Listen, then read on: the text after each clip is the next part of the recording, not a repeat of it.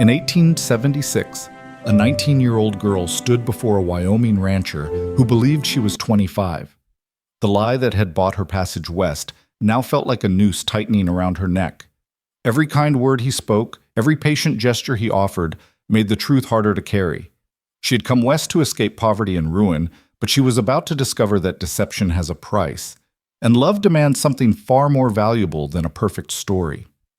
This is the story of Clara Whitmore, the girl who lied to survive, and the cowboy who taught her that honesty was the only foundation worth building on. If you're watching from anywhere in the world, drop your city in the comments below. I want to see how far Clara's story travels. And if this tale moves you, hit that like button and stay until the end. You won't regret it. The stagecoach lurched over another rut in the Wyoming road, and Clara Whitmore's stomach lurched with it. She pressed her gloved hand against the worn leather seat, steadying herself, though no amount of physical balance could calm the riot of fear churning inside her chest. Through the dust-caked window, she caught glimpses of endless prairie, rolling hills of brown grass beneath a sky so vast it seemed to swallow everything beneath it. This was a land that promised freedom, opportunity, a fresh beginning. But Clara wasn't thinking about promises. She was thinking about lies. The letter was still folded in her reticule, creased from being read and reread 100 times during the long journey from Philadelphia. She could recite it from memory now, every carefully chosen word she'd written 3 months ago in response to an advertisement in the Rocky Mountain News. Respectable cattleman seeks mature, capable wife. Must be of good character, sound health, and prepared for the demands of frontier life. No frivolity. Respond with particulars to Nathan Cole, Clearwater Ranch, Wyoming Territory. Clara had responded with particulars, all right, particulars that were only half true. Her name was real, Clara Elizabeth Whitmore. Her orphan status was real. Her parents had died of typhoid when she was 16, leaving her with nothing but debts and a rented room in a Philadelphia boarding house that smelled of boiled cabbage and broken dreams. Her needlework skills were real, as was her ability to read and write, to manage a household budget, to work from dawn until dusk without complaint. But her age, that was a fiction. I am 25 years of age, she had written in her careful, slanted script. I have managed a household since my parents' passing and am accustomed to hard work and simple living. I seek not luxury, but honest partnership in the security of a respectable home. 25. A mature woman, someone who had lived enough to know her own mind, to handle the isolation and challenges of ranch life, to be a true partner to a man who was building something substantial in the wilderness, not a desperate 19-year-old girl who had lied because she knew the truth would never be enough. The stagecoach hit another bump, and the man across from her, a traveling salesman who'd been dozing for the past hour, jolted awake with a snort. He blinked at Clara, tipped his hat, then settled back into his corner. There were only 3 passengers on this final leg to Clearwater: the salesman, Clara, and an older woman named Mrs. Henderson who was traveling to visit her married daughter. Mrs. Henderson had tried to make conversation earlier, asking Clara about her plans, her intended, whether she was nervous.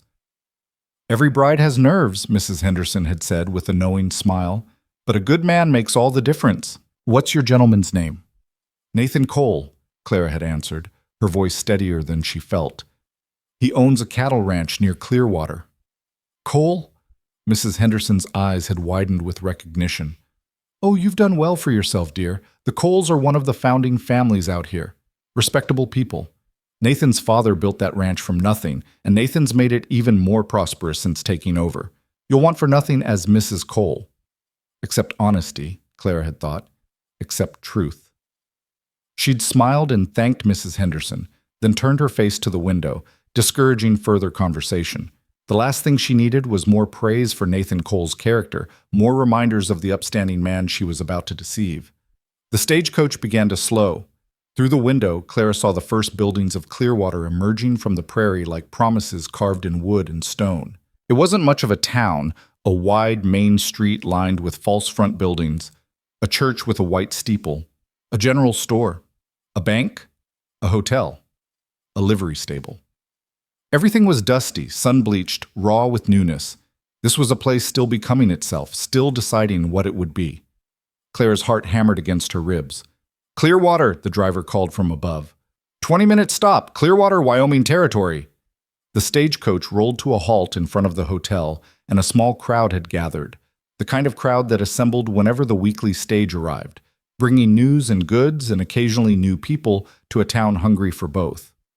Clara saw weathered men in work clothes, women in practical dresses and sunbonnets, a few children darting between the adults. And there, standing slightly apart from the others, was a man who could only be Nathan Cole. Clara knew him immediately, though she'd never seen a photograph. He stood well over 6 feet tall, broad-shouldered and lean in the way of men who worked with their bodies every day. He wore dark trousers, a plain shirt with the sleeves rolled to his elbows, a leather vest, and a wide-brimmed hat that shadowed his face. His hands hung relaxed at his sides, but there was an alertness to his posture, a quiet attention that suggested he missed very little. He was watching the stagecoach door, waiting for her. The driver climbed down and opened the door. The salesman exited first, then turned to offer his hand to Mrs. Henderson. Clara remained frozen in her seat, her breath coming in short, shallow pulls. "Miss?" The driver peered into the coach. "You getting out, or you planning to ride this thing all the way back to Cheyenne?" Clara forced herself to move. She gathered her reticule and small travel bag, accepted the driver's hand, and stepped down into the Wyoming sunlight. It was brighter here than in Philadelphia, sharper, the air so clean it almost hurt to breathe. The crowd's conversation dimmed slightly as people noticed her, the mail-order bride, the stranger, the woman who'd come to marry Nathan Cole. And Nathan was walking toward her. Clara's first coherent thought was that he looked older than 32. Not old exactly, but weathered. There were lines around his eyes from squinting into the sun, a hardness to his jaw that spoke of decisions made and consequences accepted. His eyes were a startling blue-gray, the color of storm clouds, and they studied Clara with an intensity that made her want to look away. But she didn't. She lifted her chin and met his gaze, channeling every ounce of the mature, capable woman she'd claimed to be. Nathan stopped 3 feet away and removed his hat. His hair was dark brown, slightly too long, with a wave that suggested it would curl if he let it grow. "Miss Whitmore?" His voice was deep, quiet, with a slight western drawl that softened the consonants. "Mr. Cole." Clara's voice came out steadier than she'd expected. "It's a pleasure to finally meet you." For a long moment, Nathan simply looked at her. Clara resisted the urge to fidget under his examination, to smooth her travel-worn dress or adjust her bonnet. She was keenly aware of how she must appear, dusty, rumpled, younger than the photograph she'd sent, which had been carefully posed to add maturity to her features. Then Nathan's expression shifted into something that might have been approval. "Welcome to Clearwater, Miss Whitmore. I hope the journey wasn't too difficult." "Long," Claire admitted, "but not unpleasant." "Your trunks?" "Just the one. The driver's getting it down now." Nathan nodded and moved to retrieve her trunk, a battered leather case that contained everything she owned. He lifted it as though it weighed nothing, then turned back to her. "My wagon's just there. I thought we'd get you settled at the ranch, let you rest from the journey. There's no rush for anything else." Clara understood what he meant. No rush for the wedding, no pressure to make immediate decisions. He was giving her time, space, the opportunity to change her mind if she chose. It was the kindness in the gesture that made her throat tighten with guilt. "Thank you," she managed. "That's very considerate." As Nathan led her toward a sturdy wagon hitched to 2 bay horses, Clara was aware of the watching eyes, the whispered conversations. In a town this small, Nathan Cole's mail-order bride would be the subject of speculation for weeks. She could already imagine the questions. Was she pretty? Did she look capable? Would the marriage take? Would she last? Nathan helped her onto the wagon seat with surprising gentleness for such a large man, then climbed up beside her. He released the brake and gave a soft click of his tongue, and the horses started forward at an easy walk. As they left Clearwater behind, the noise and bustle faded into the vast prairie silence. For several minutes, neither of them spoke. Clara kept her hands folded in her lap, her eyes on the horizon where the land met the sky in an endless seam. She'd never seen so much space in her life. In Philadelphia, her world had been narrow streets and crowded buildings, the sky reduced to a strip of gray between roof lines. Here, the sky was everything, so big it made her feel both impossibly small and strangely free. It's different from what you're used to, Nathan said finally. It wasn't a question. Very different, Clara agreed, but not unwelcome. He glanced at her, and she saw the corner of his mouth lift in what might have been a smile. Takes some getting used to. The quiet, especially. People come out here thinking they want peace, then discover that much silence can be loud in its own way. I'm not afraid of quiet. Didn't think you would be. Your letters suggested you had sense. He paused. That's one reason I wrote back. Clara's heart sank. Her letters. She'd been so careful in crafting them, presenting herself as mature and practical in everything Nathan had asked for. Every word had been true except the one number that mattered most. What were the other reasons? She asked, partly to change the subject, partly because she genuinely wanted to know. Nathan considered this as the wagon rolled along the rutted road. You didn't romanticize what you'd be coming to. Some of the letters I received, they were full of notions about adventures and cowboys and wild frontier living, like it was all some grand story. He shook his head. This life isn't a story, it's work. Hard work most days. Isolation. You'll go weeks sometimes without seeing anyone beyond ranch hands and the occasional neighbor. Winters are brutal. Summer brings drought or storms or both. The cattle market can turn on you in a heartbeat. There's nothing grand about it. Then why do it? Clara asked. For the first time, Nathan's expression opened into something approaching warmth. Because it's mine. Every acre, every head of cattle, every fence post, I built it or I'm building it. When my father died, he left me a foundation. I've been building on it ever since, and when I'm gone, I'll leave something even stronger for whoever comes after. He met her eyes. That's what I'm looking for, Miss Whitmore. A partner who understands we're building something that outlasts us both. The weight of his words settled over Clara like a mantle. He wasn't looking for romance or companionship or even affection, really.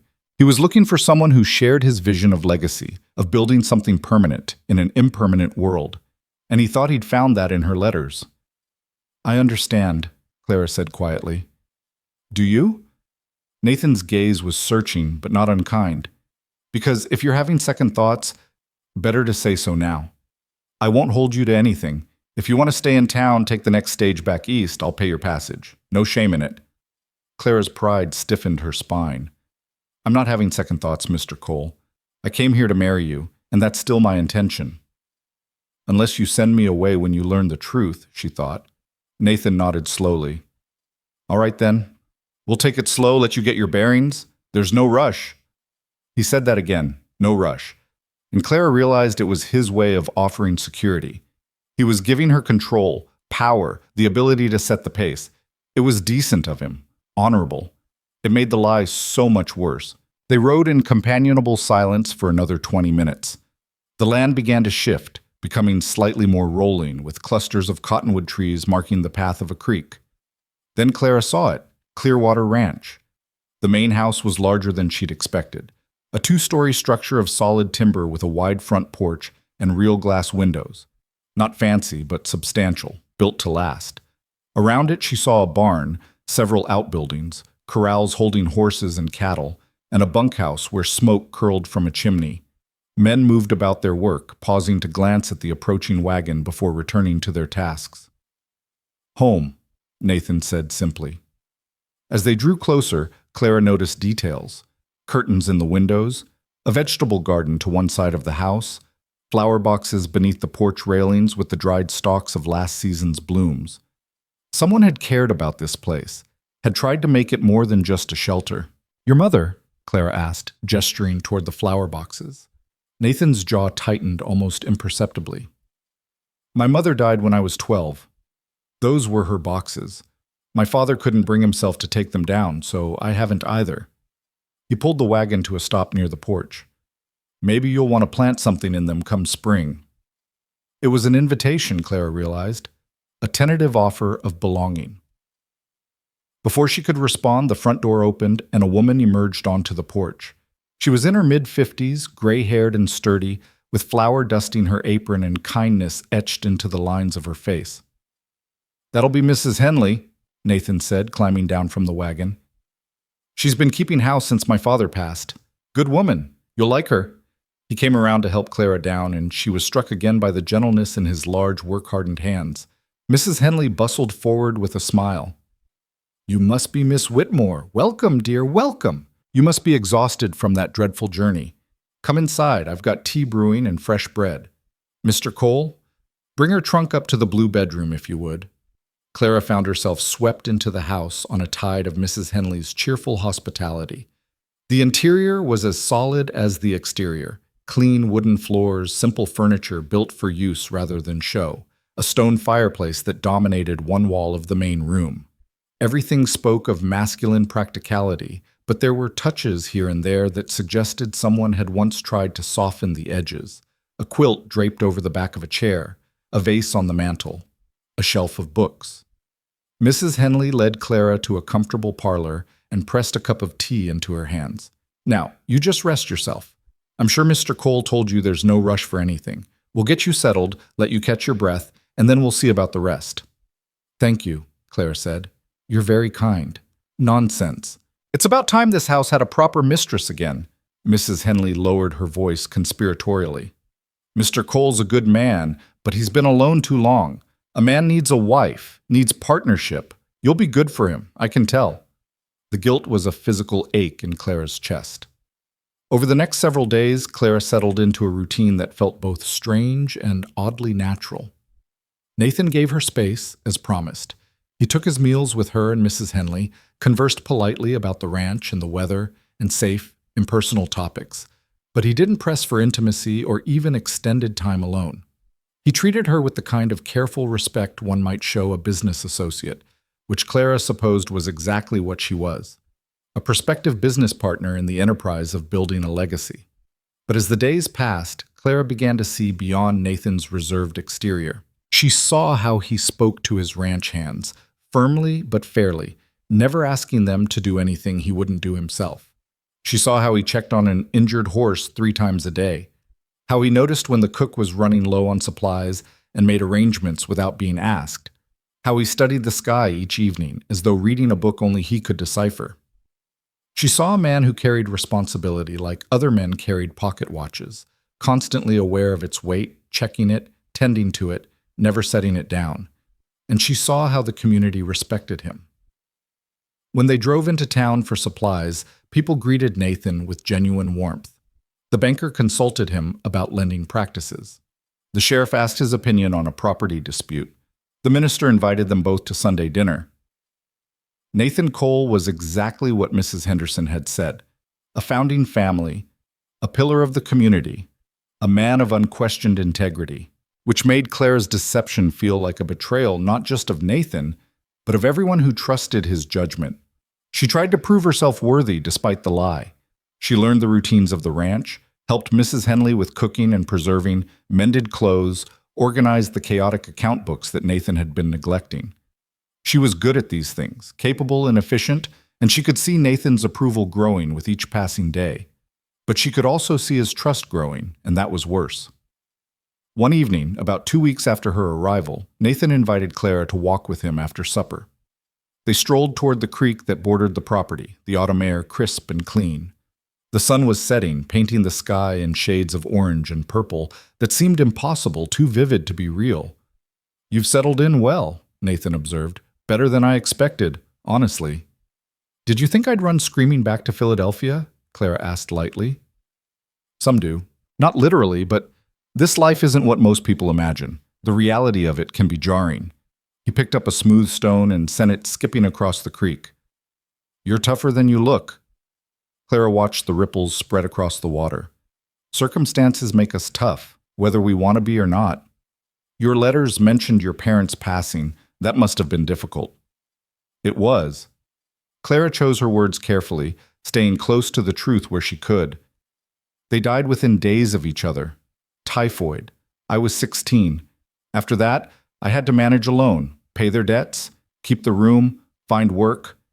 There wasn't anyone to take care of me, so I learned to take care of myself." Nathan was quiet for a moment. When he spoke, his voice was softer than she'd heard it. 16 is young to face that alone. Too young, Clara thought, which was why she'd lied about being 25. because she'd known that 19 would sound just as helpless as 16 had been. "We do what we must," she said instead. "Yes." Nathan turned to face her, his expression serious in the fading light. "Miss Whitmore, Clara, I want to be clear about something. I know these past weeks have been a kind of trial period for both of us, but I'm satisfied with what I've seen. You're everything your letters suggested: capable, hardworking, sensible. If you're still willing, I'd like to set a date for the wedding, perhaps 3 weeks from now. That would give you time to prepare, and Mrs. Henley can help with whatever you need." Clara's heart stopped, then started again too fast. This was it. The moment when the lie became permanent or the truth destroyed everything. 3 weeks, she repeated, "unless you need more time." She should tell him now, right now, in this moment of honesty and fading daylight. She should confess the one lie that stood between them and let him decide whether it mattered. But looking at Nathan's face, earnest and open in a way she'd never seen it, Clara couldn't find the words. Because she knew what he would see when she told him. Not a capable woman who'd survived on her own. Not a hard-working partner who'd proven herself. He would see a 19-year-old girl who'd lied to trap a respectable man into marriage. 3 weeks is fine, Clara heard herself say. Perfect. Nathan's rare smile appeared, transforming his weathered face into something almost handsome. Good. That's good. I'll speak to the minister tomorrow, start making arrangements. As they walked back to the house, Nathan talked about the wedding plans. Simple, he thought. Just family and close neighbors, nothing elaborate.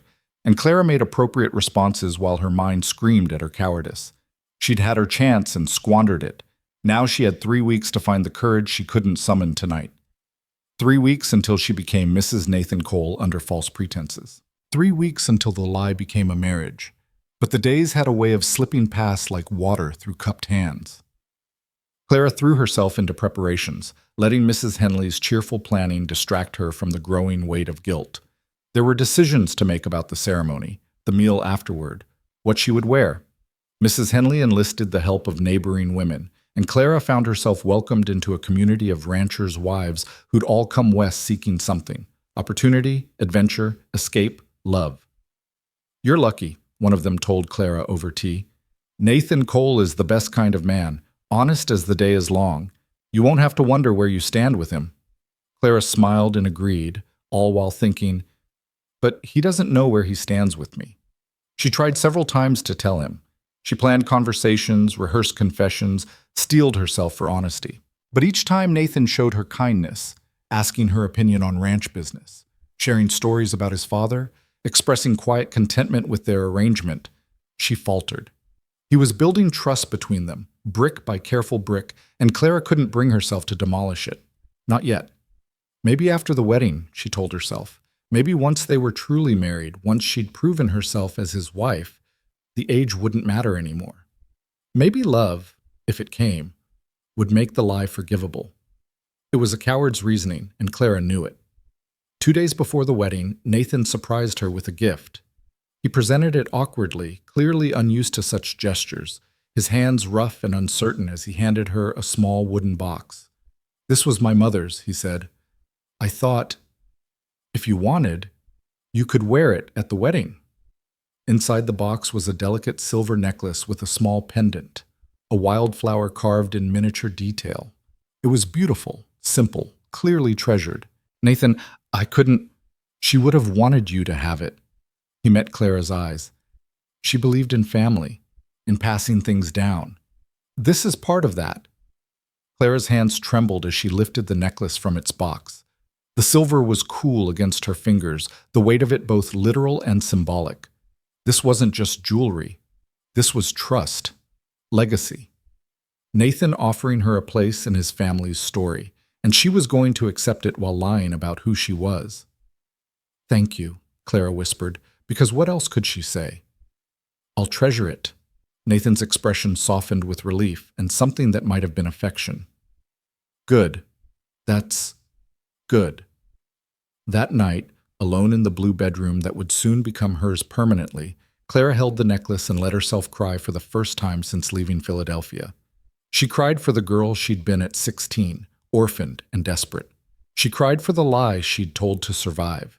She cried for Nathan's trust in Mrs. Henley's kindness and the community that had welcomed her without question. And she cried because she knew, deep in her bones, that she couldn't marry Nathan Cole without telling him the truth. The lie had bought her a future, but it wasn't a future she could live with. Tomorrow, she would confess everything. Tomorrow, she would give Nathan the honesty he deserved and accept whatever came after. If he sent her away, so be it. At least she would leave with her integrity intact. At least she would know she'd tried to do the right thing, even if it came too late. Clara fell asleep with the necklace still clutched in her hand, Nathan's mother's legacy pressed against her heart like both a promise and an accusation. In 2 days, she was supposed to become Mrs. Nathan Cole. But first, she had to find the courage to tell him who Clara Whitmore really was. The morning sun came too quickly, spilling golden light across Clara's bedroom floor like an accusation. She woke with the necklace still tangled in her fingers, the delicate silver chain leaving faint impressions on her palm. For a moment, in that soft space between sleep and waking, she forgot about the confession she'd promised herself. Then reality crashed back, heavy as stone. Today. She would tell him today. Clara dressed with trembling hands, choosing a simple blue cotton dress that Mrs. Henley had helped her alter to fit properly. She pinned her dark hair into a neat bun, studying her reflection in the small mirror above the washstand. 19 years looked back at her, too young, too scared, too aware of what she was about to lose. She touched the necklace where it lay on her dresser, then left it there. She hadn't earned the right to wear it yet. Downstairs, Mrs. Henley was already bustling about the kitchen, the smell of coffee and frying bacon filling the air. The older woman looked up with a bright smile when Clara appeared. "There you are, dear. I was just about to call you. Mr. Cole's already eaten. He's out checking the north fence line, but I kept yours warm. You need to eat properly, especially with all the excitement these next few days." Clara's stomach churned at the thought of food, but she sat obediently at the kitchen table and accepted the plate Mrs. Henley set before her. The bacon was perfectly crisp, the eggs done just the way Clara had mentioned she liked them weeks ago. Even in small things, the people in this house paid attention, cared about details. It made everything worse. "Mrs. Henley," Clara began, then hesitated. "When Mr. Cole returns, I need to speak with him, privately. It's important." The housekeeper's expression shifted to concern. "Is everything all right, dear? You're not having second thoughts, are you? Because it's perfectly natural to feel nervous before a wedding. Why, when I married my Henry, I nearly fainted at the altar. But it was just nerves, nothing more." "It's not nerves," Clara said carefully.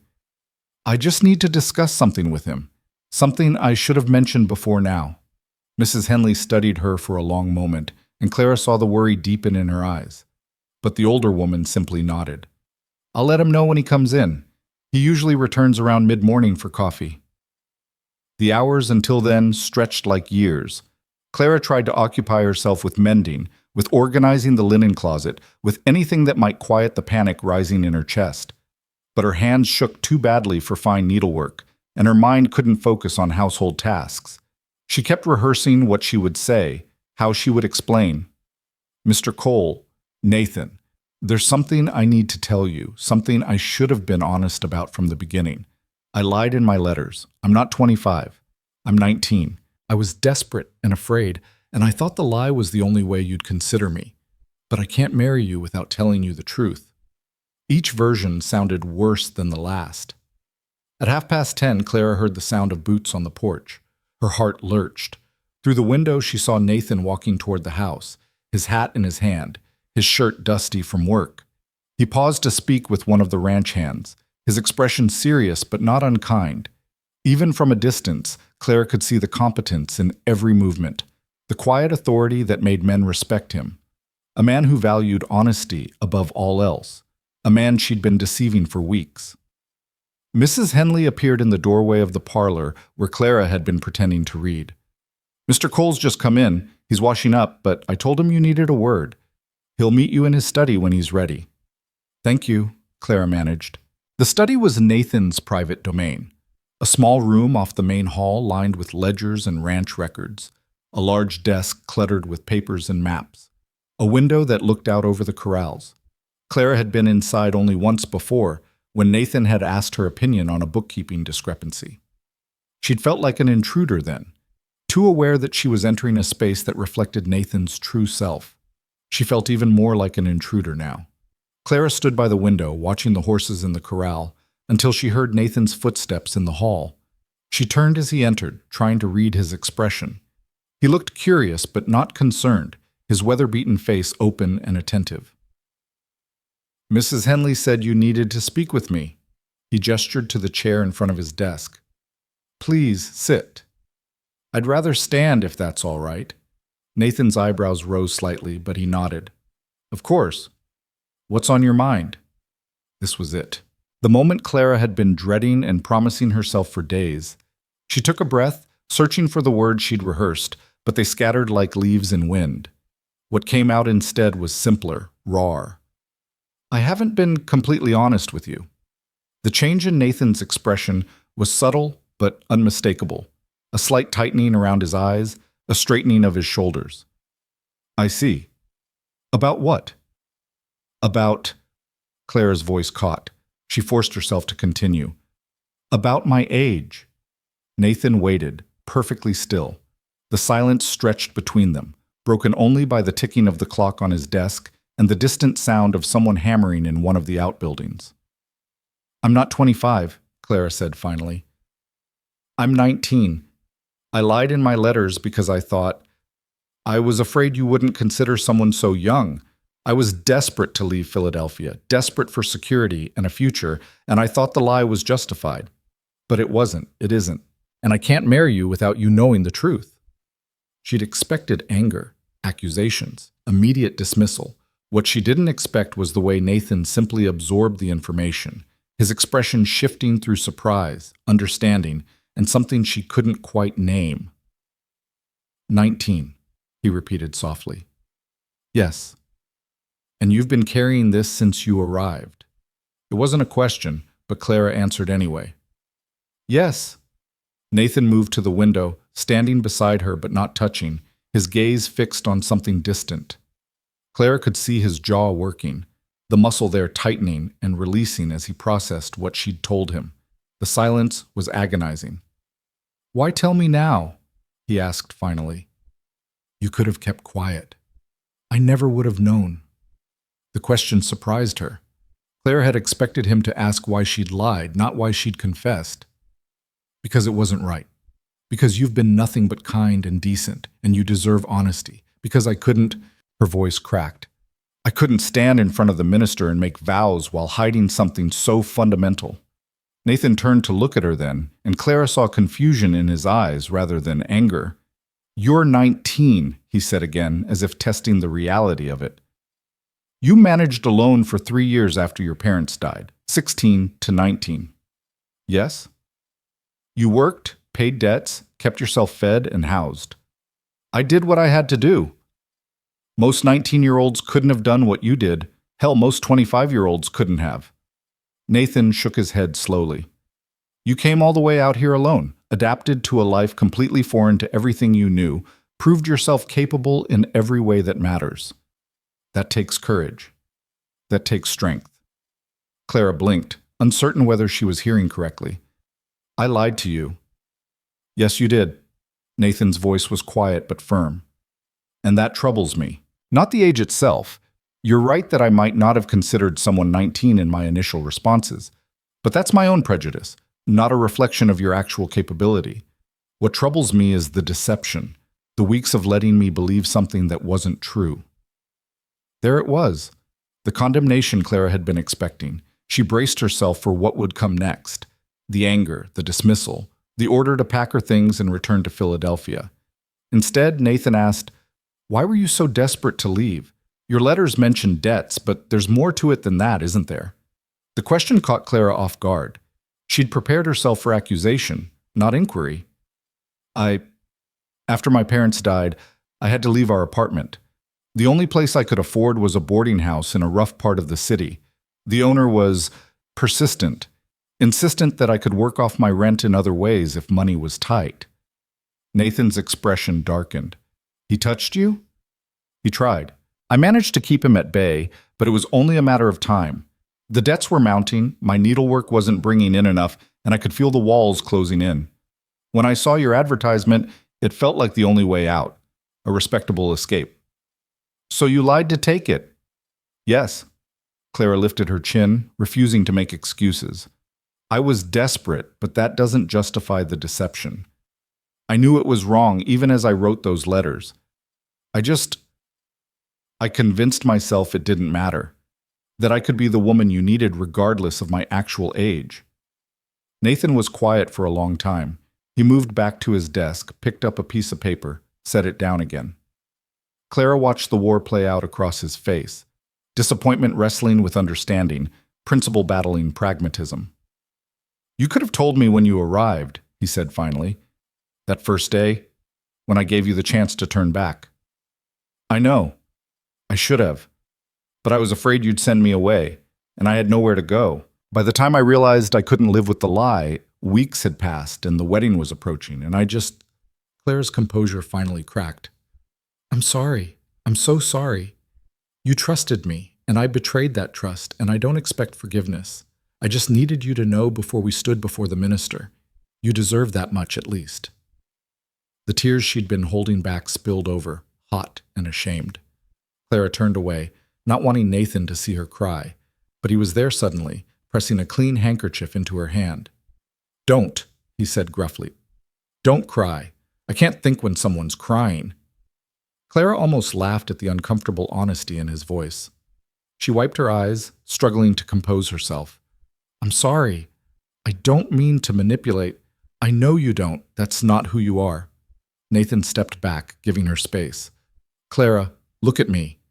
She did, reluctantly, expecting to see disgust or pity. Instead, she saw something that looked almost like respect.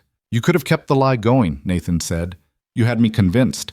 Mrs. Henley, the neighbors, everyone. You'd proven yourself capable, and the wedding was 2 days away. You could have married me, and I never would have known the truth. But you didn't. You confessed, knowing it might cost you everything. That takes more courage than the lie took cowardice. Clara stared at him. You're not sending me away? I didn't say that. Nathan's expression was serious. The lie troubles me deeply, Clara. Trust is the foundation of any partnership, especially out here where you have to depend on each other for survival. If I can't trust your word, how can I trust you with my home, my business, my future? The words hit like physical blows. Clara nodded, accepting the judgment. I understand. I'll pack my things. If you could arrange passage back to... I'm not finished. Nathan held up a hand. The lie troubles me. But I also understand why you told it. Desperate people make desperate choices. You were 16 when your world fell apart. 19 when you had to choose between a dangerous situation and a dishonest escape. I'm not excusing the lie, but I'm also not blind to the circumstances that created it. He moved to the window again, his back to Clara, his shoulders tense. My father used to say that character isn't revealed in easy choices. Anyone can be honest when honesty costs nothing. True character shows in the hard moments, when doing the right thing means losing something valuable. Clara waited, hardly daring to breathe. You just did the right thing, Nathan continued, knowing it would likely cost you the security you came here seeking. That tells me something about who you really are. Not the age you claimed, not the desperate girl who lied to survive, but the woman who found the courage to confess when she didn't have to. He turned to face her. So here's what I'm proposing. We postpone the wedding. Clara's heart sank. Postponement was just a kinder word for cancellation. Not permanently, Nathan added quickly, but I need time to decide if I can move past this. And you need time to decide if you can be honest with me going forward. Complete honesty, no matter how difficult or uncomfortable. How long? Clara asked quietly. A month. Maybe 2. You'll stay here as a guest. Mrs. Henley will chaperone everything proper. You'll have time to experience what life here really means, and I'll have time to see if the trust can be rebuilt. If, at the end of that time, we both feel the marriage is still right, we'll proceed. If not, I'll pay your passage wherever you want to go, with enough money to get established. No strings, no obligations. It was more than Clara deserved, far more than she'd expected. Why? She asked. Why give me another chance? Nathan smiled faintly. Because everyone deserves a second chance. And because despite the lie, you've shown me exactly the kind of partner I was looking for. Capable, hardworking, willing to do what's necessary. I'd be a fool to throw that away over a number. But the trust will take time to rebuild. I won't pretend otherwise. But I think it's possible, if you're willing to do the work. Clara felt something unfurl in her chest. Not quite hope, but something close. Relief, maybe, mixed with gratitude and determination. I am willing, to do whatever it takes to earn back your trust. Then we'll start fresh. No more lies, no more hiding. You have questions, you ask them. I have concerns, I voice them. We build this partnership on honesty, or we don't build it at all. Agreed. Clara extended her hand formally. Thank you, Nathan, for giving me this chance. He took her hand, his grip firm and warm. Don't thank me yet. Rebuilding trust is harder than building it the first place. We've got a long road ahead. But as Clara left the study, she felt lighter than she had in weeks. The lie was out. Nathan knew the truth, and he hadn't sent her away. They had a chance, a real chance, to build something honest between them, if only she could prove herself worthy of it. The next days unfolded with a strange new awkwardness. Nathan informed Mrs. Henley and the ranch hands that the wedding was postponed for personal reasons, and if anyone speculated about why, they kept it to themselves. The neighbors who'd been invited to the ceremony were politely notified, and if there was gossip in town, it didn't reach Clara's ears. Mrs. Henley took the news with surprising equanimity. Sometimes these things need more time, she said to Clara over tea. Better to be certain than to rush into something you'll regret. If she suspected the real reason for the postponement, she didn't say. Clara threw herself into ranch life with renewed determination. She woke before dawn to help Mrs. Henley with breakfast for the hands, learned to churn butter and render lard, mastered the temperamental wood stove that smoked unless the flue was adjusted just so. She organized Nathan's chaotic account books, creating a system that allowed him to track expenses and income at a glance. She mended everything that needed mending, from work shirts to leather tack, and slowly, carefully, she began to learn about the man she'd agreed to marry. Nathan was not effusive. He didn't share his thoughts freely or talk about his feelings. But Clara discovered that he revealed himself in other ways, in the patient way he worked with a skittish horse, in his insistence on fair wages for the hands, in the small kindnesses he showed without expecting acknowledgement. One afternoon, Clara was hanging laundry when she heard raised voices from the barn. She recognized Nathan's deep rumble and a younger voice she didn't know.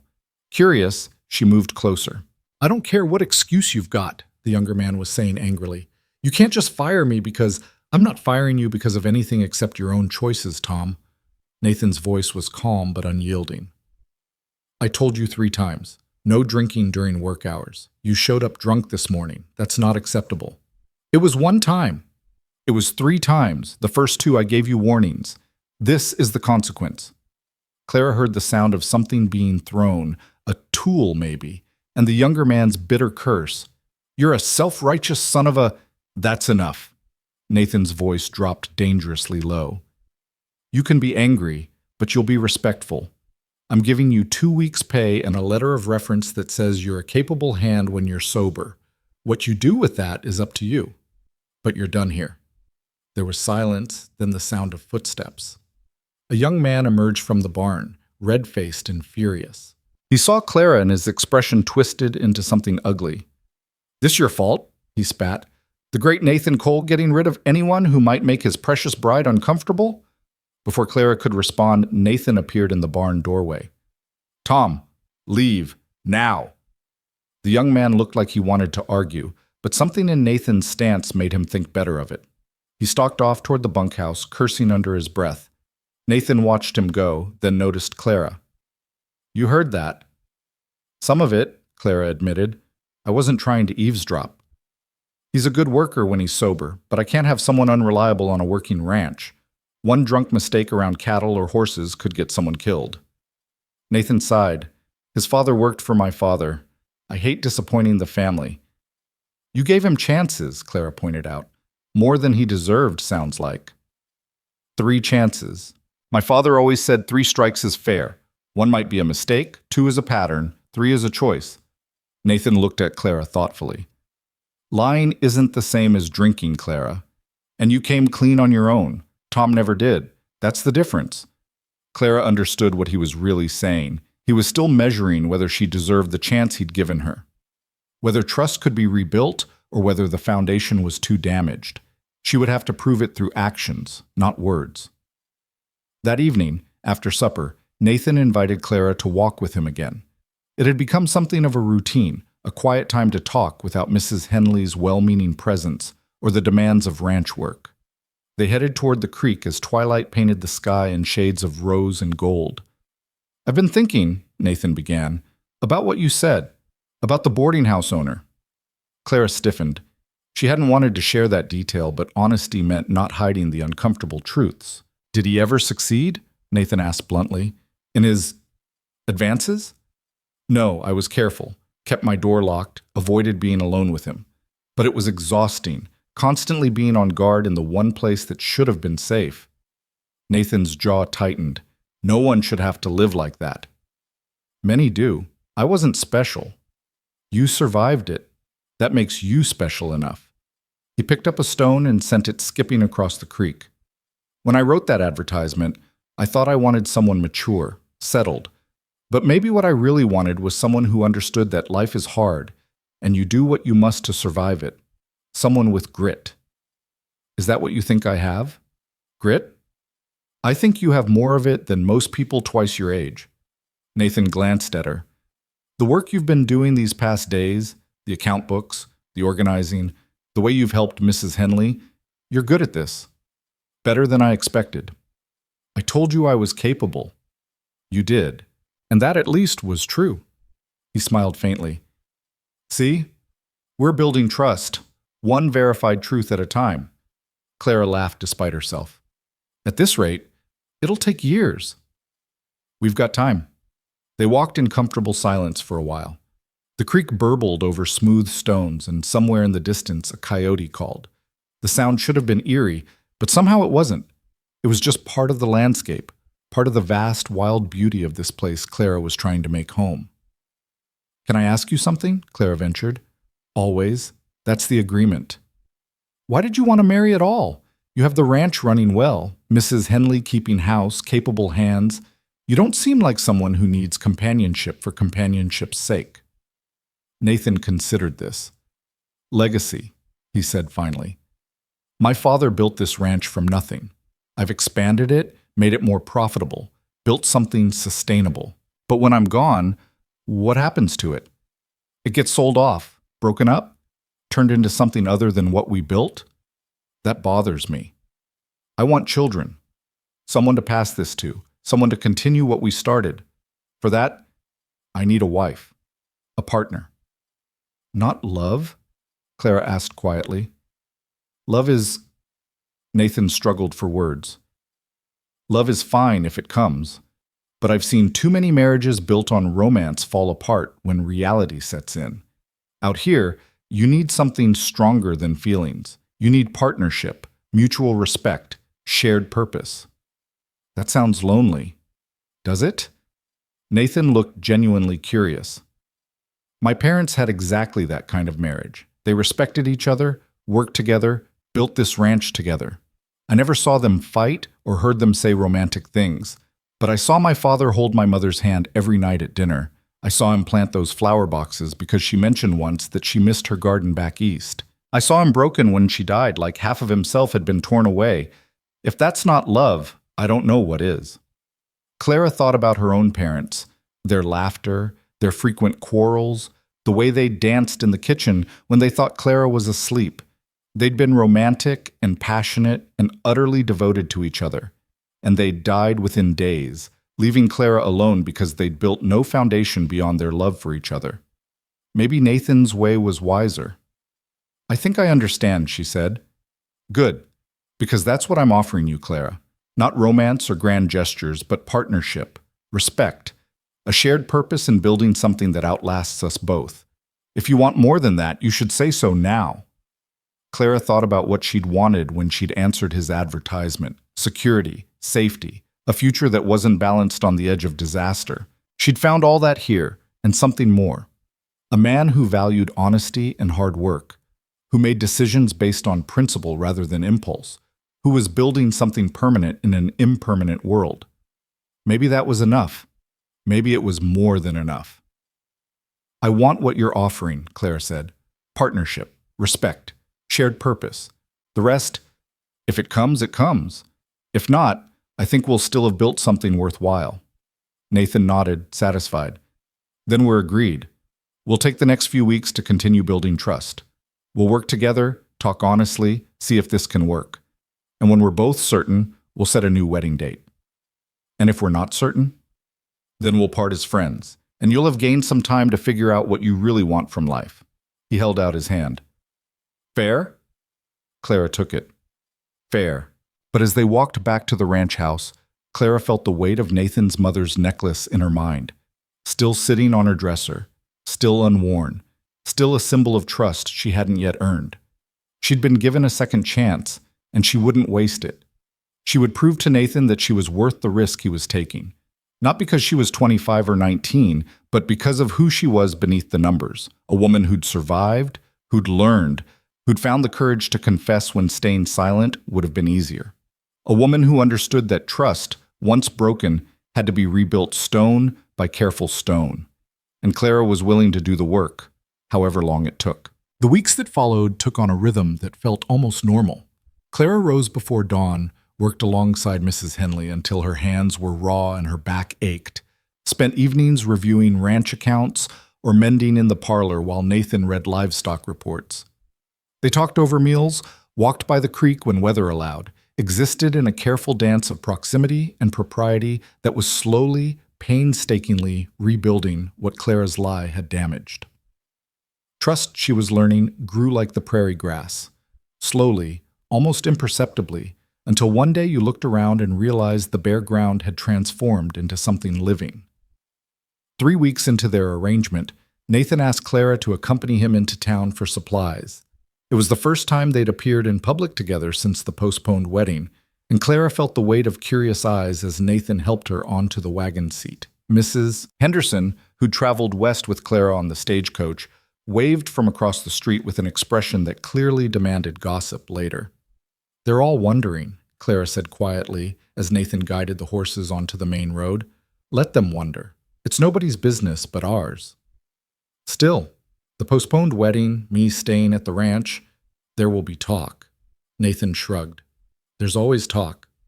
People speculated when I placed the advertisement, speculated when you arrived, speculated when we postponed.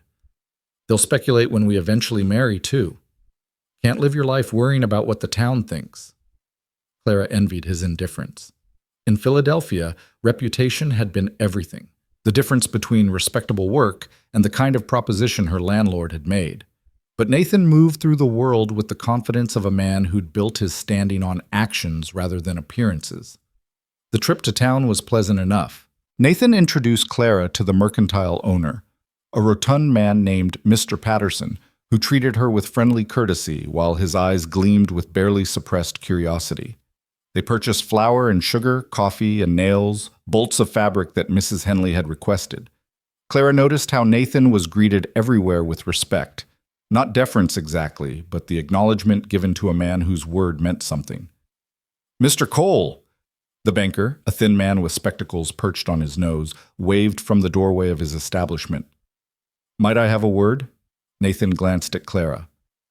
"Will you be all right at the mercantile for a few minutes?" "Of course." Clara watched him cross the street, his long stride purposeful, and felt a peculiar flutter in her chest.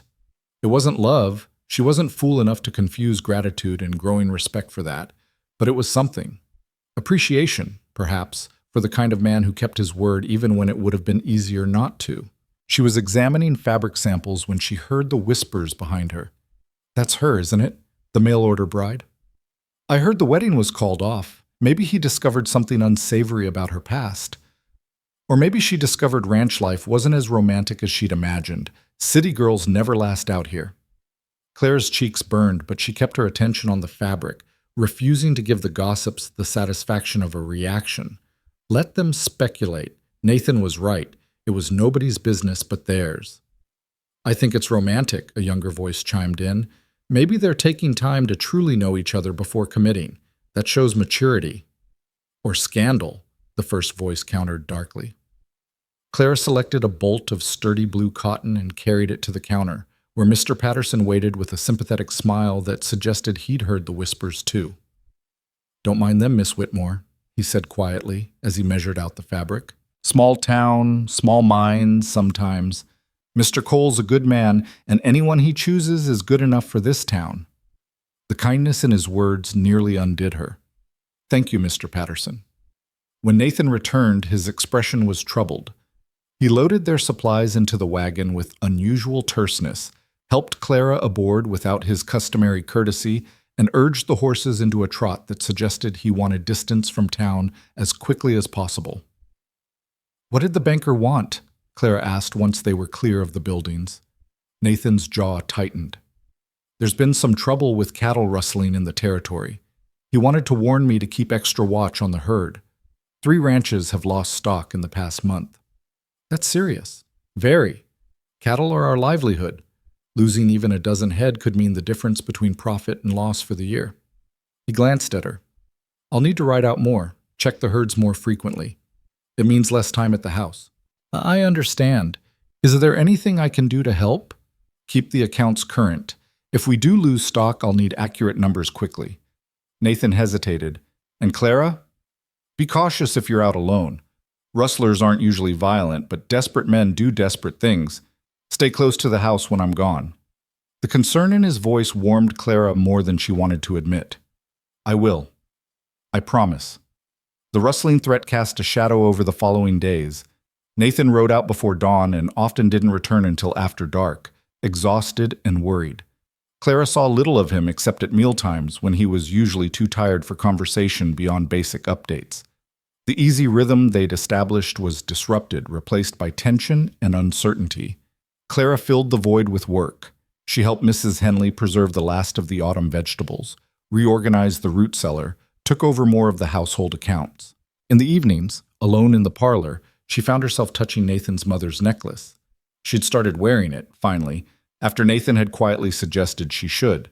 It felt like a talisman, a tangible reminder of what she was working toward.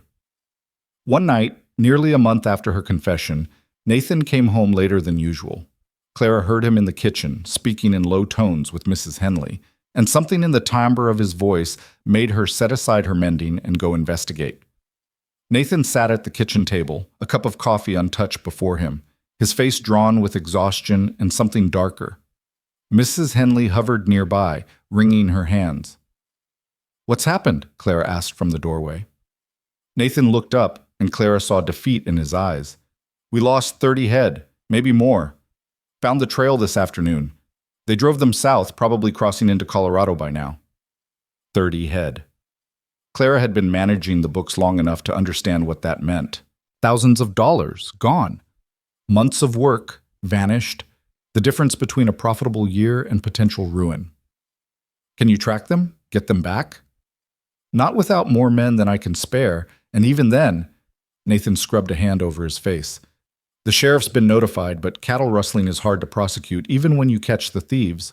By the time anyone moves on it, those cattle will be sold off, brands altered, scattered across a dozen different ranches. Mrs. Henley made a sympathetic sound. You should eat something, Mr. Cole. You won't solve anything on an empty stomach. I'm not hungry. Nathan stood abruptly. I need to update the accounts, figure out exactly where this leaves us financially. I can help, Clara offered.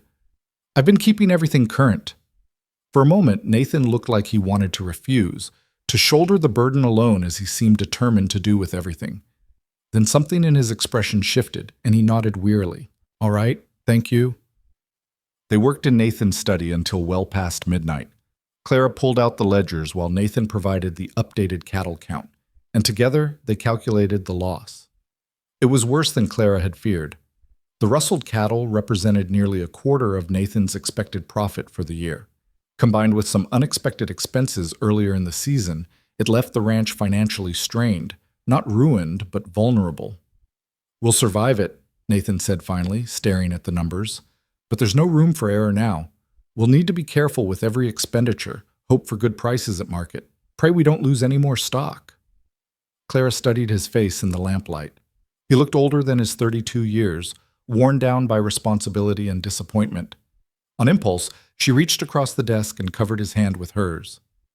"We'll manage," she said firmly. "You're not alone in this." Nathan's eyes met hers, surprised and something else. Grateful, maybe, or simply too tired to maintain his usual reserve. "I appreciate that. More than you know." They sat like that for a moment, hands touching across the ledger, before Nathan pulled back and stood. "You should get some sleep. Tomorrow won't be any easier." Clara wanted to argue, to offer more comfort, but she recognized dismissal when she heard it. Nathan needed to process this loss alone, in whatever way he managed such things. So she simply nodded and left him there, hunched over his accounts in the flickering lamplight. The loss of the cattle changed something fundamental between them. Nathan became more closed off, more burdened, spending even longer hours riding the property and checking the remaining herd. Clara saw the worry etched into every line of his face, heard it in the terse way he spoke to the hands, felt it in the tension that pervaded the ranch like an invisible weight. And she felt helpless. All her careful work on the accounts, all her efforts to prove herself useful, none of it mattered against 30 head of stolen cattle and the financial strain they represented. She was managing the numbers, but she couldn't create money that wasn't there. 2 weeks after the rustling, Clara was working in the kitchen when she heard horses approaching at speed. Through the window, she saw Nathan and 2 of his hands riding hard toward the house. Something was wrong. She could tell by the urgency in their movements, the way Nathan was already dismounting before his horse fully stopped. He burst through the door, his face flushed and his eyes wild. "Where's Mrs. Henley?" "In town for supplies. She won't be back until evening. What's wrong?" One of the hands, Jack, he was thrown, hit his head hard. He's unconscious. Nathan was already moving toward the stairs. "I need to get him settled, and we need to send for the doctor." Clara followed him outside where 2 men were carefully lifting an unconscious figure from a horse. The injured man, Jack, apparently, a quiet hand Clara had spoken with only a few times, had blood matted in his hair and an unnatural pallor to his skin. "Bring him to the spare room," Clara directed, her mind racing. She'd nursed her parents through their final illness, had tended neighbors' children through fevers and injuries. It wasn't much experience, but it was more than standing helpless. "Nathan, send someone for the doctor immediately, and bring me clean water, cloths, and the medicine box." For a moment, Nathan looked like he might argue. This was his ranch, his responsibility. Then he saw something in Clara's expression that made him nod. "Tom, ride for Doc Harrison. Fast as you can. Sam, help me with the water." They got Jack settled in bed while Clara examined his head wound. It was deep, but not as bad as the blood suggested. Head wounds always bled dramatically. The real concern was the unconsciousness. How hard had he hit, and what damage might be hidden beneath the skin? Nathan returned with water and cloths, hovering anxiously. Will he? "I don't know," Clara said honestly, already cleaning the wound. "But he's breathing steadily, and his pulse is strong. Those are good signs. We need to keep him still and watch for fever or convulsions." "You know what to do?" "Some. I'm no doctor, but I've tended injuries before." She met Nathan's eyes. "I'll do my best for him." Nathan nodded jerkily. "I need to get back out there. We were moving cattle when it happened, and we can't leave them scattered, but if anything changes, I'll send someone immediately." He left reluctantly, and Clara settled in to wait. She kept Jack's wound clean, monitored his breathing, spoke to him softly, even though he couldn't hear at Mrs. Henley returned before the doctor, bustling in with supplies and taking over the nursing with practiced efficiency. But she praised Clara's work. "You did exactly right, dear. Head wounds are tricky things, but you kept calm and did what needed doing." The doctor arrived as evening fell. He examined Jack thoroughly, declared Clara's treatment sound, and confirmed there was nothing to do but wait and watch. Head injuries were unpredictable. Jack might wake in an hour or a day, or not at all. Nathan returned after dark to find Clara still sitting with the unconscious hand. "You should rest." "So should you." He almost smiled at that. "Fair point." He sank into the chair beside her, close enough that their shoulders nearly touched. Thank you for knowing what to do, for not panicking. I just did what needed doing. That's becoming a habit with you. Nathan's voice was soft, almost wondering. Every time I think I know what to expect from you, you surprise me. Clara felt heat rise to her cheeks. I'm just trying to be useful. You're more than useful, Clara. He paused, searching for words. You're exactly what I needed, what this ranch needed, even if I didn't realize it. The moment stretched between them, fragile and significant. Clara was acutely aware of Nathan's proximity, the warmth radiating from his body, the way his eyes held hers with an intensity that made her breath catch. Then Jack stirred, groaning, and the moment shattered. They both turned to the injured man, who blinked groggily and tried to sit up. Easy, Clara soothed, pressing him back down.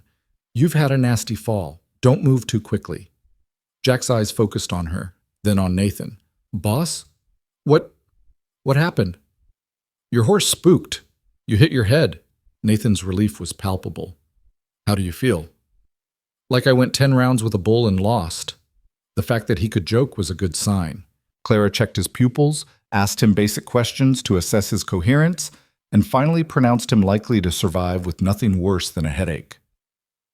After Jack fell back into natural sleep, Nathan walked Clara to the kitchen. Mrs. Henley had left soup warming and bread on the table before retiring to her room.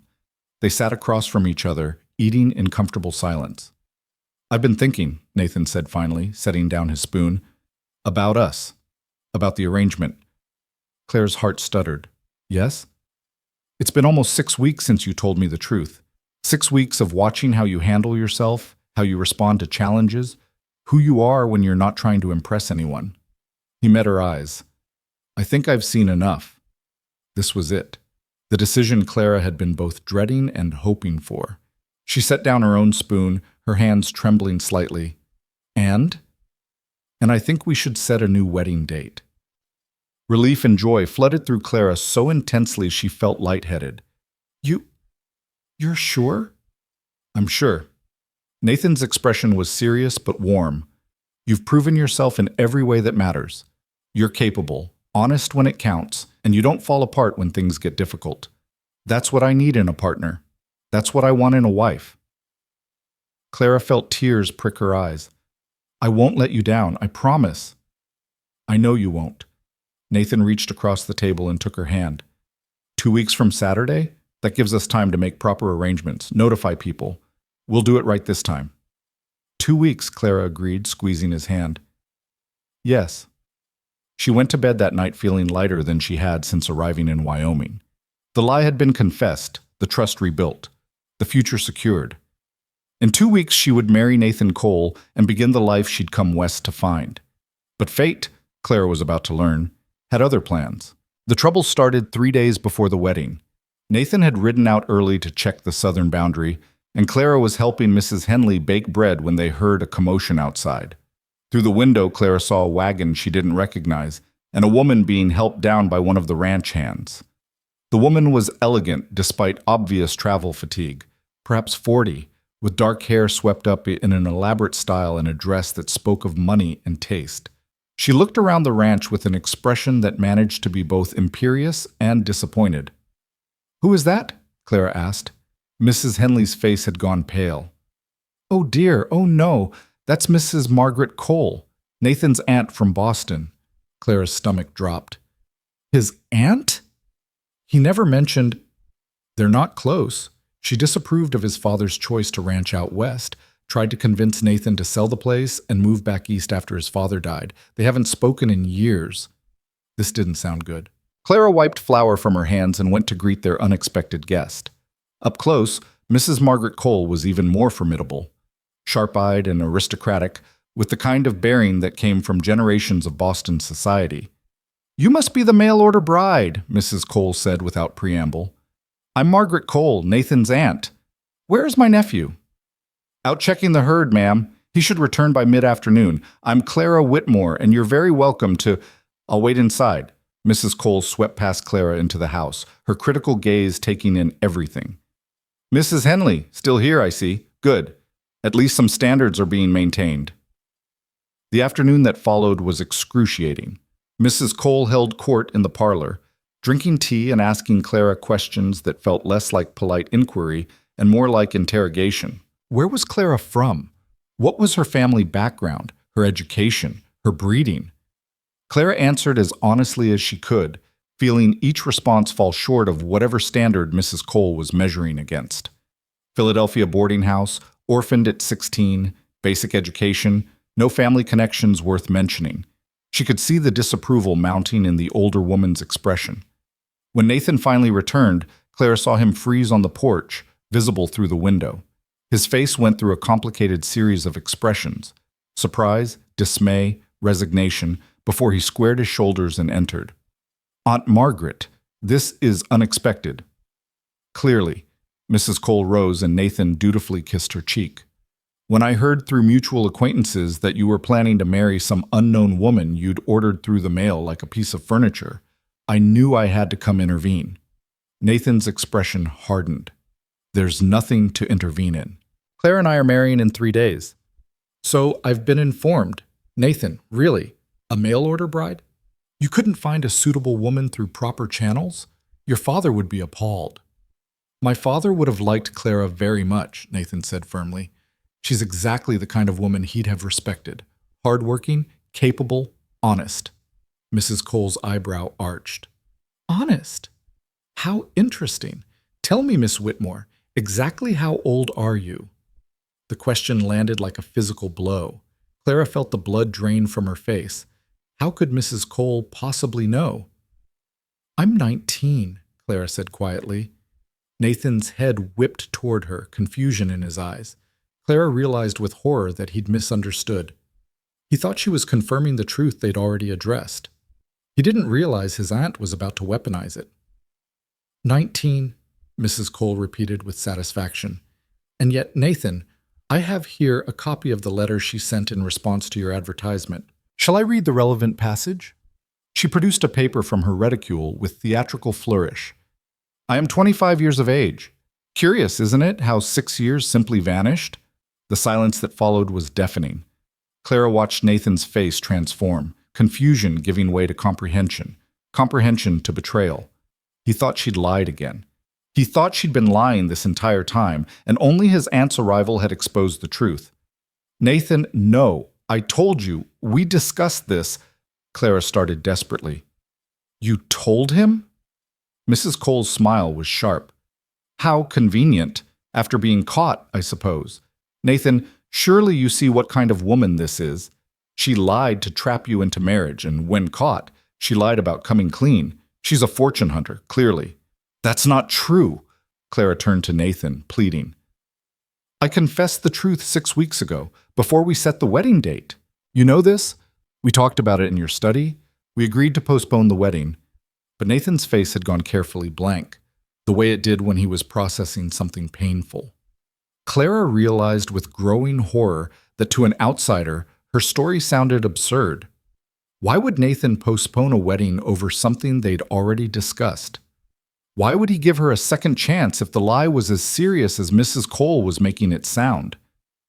"Nathan, please. You have to believe me." "How did you get that letter?" Nathan asked his aunt quietly. "I have my sources. When I heard about this ill-advised marriage, I made inquiries." Mrs. Cole's expression was triumphant. "I'm trying to protect you, Nathan. This woman is clearly manipulating you. She lied about her age, undoubtedly lied about other things. You can't trust anything she says." "I did lie," Clara said, her voice breaking. "I lied in my letters. But I told Nathan the truth weeks ago. I confessed everything. That's why we postponed the wedding, to rebuild trust. He knows this. Nathan, tell her." Nathan stood frozen, his eyes moving between Clara and his aunt. Clara could see the war in his expression, wanting to believe her, but confronted with damning evidence and his aunt's manipulative certainty. "The postponement," Mrs. Cole continued relentlessly, "was undoubtedly because you discovered something about her character, perhaps another lie? And she convinced you to give her another chance with more lies. Nathan, I know you want to believe the best in people, but this woman is deceiving you." "No," Clara said desperately. "No, that's not—" "Nathan, please. You know me.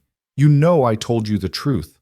We've spent 6 weeks rebuilding trust. You said yourself you'd seen enough to be certain. Don't let her poison that." Nathan's jaw worked. When he finally spoke, his voice was frighteningly calm. "Aunt Margaret, I'd like to speak with Clara privately. Mrs. Henley will show you to a guest room." "Nathan, I really think—" "Privately," Nathan repeated, his tone brooking no argument. Mrs. Cole sniffed but allowed Mrs. Henley to lead her away. The moment they were alone, Nathan turned to Clara, and she saw something in his eyes that terrified her. Not anger. She could have handled anger, but doubt. After everything they'd built, everything she'd proven, his aunt had planted doubt. "Tell me again," Nathan said quietly. "Tell me exactly what happened, from the beginning." And Clara did, her voice shaking but steady. She recounted the confession in his study, his decision to postpone the wedding, the weeks of rebuilding trust, his proposal 3 days ago to set a new date. All of it tumbling out in desperate honesty. When she finished, Nathan was silent for a long moment. "You did tell me," he said finally. "I remember. All of it." Relief crashed through Clara. "Then you believe me. I believe you told me about the lie." Nathan's voice was heavy. "What I'm struggling with is why my aunt has evidence that makes your confession look like damage control.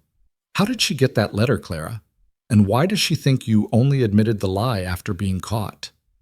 "I don't know how she got it. Maybe she has connections in Philadelphia. Maybe she hired someone to investigate.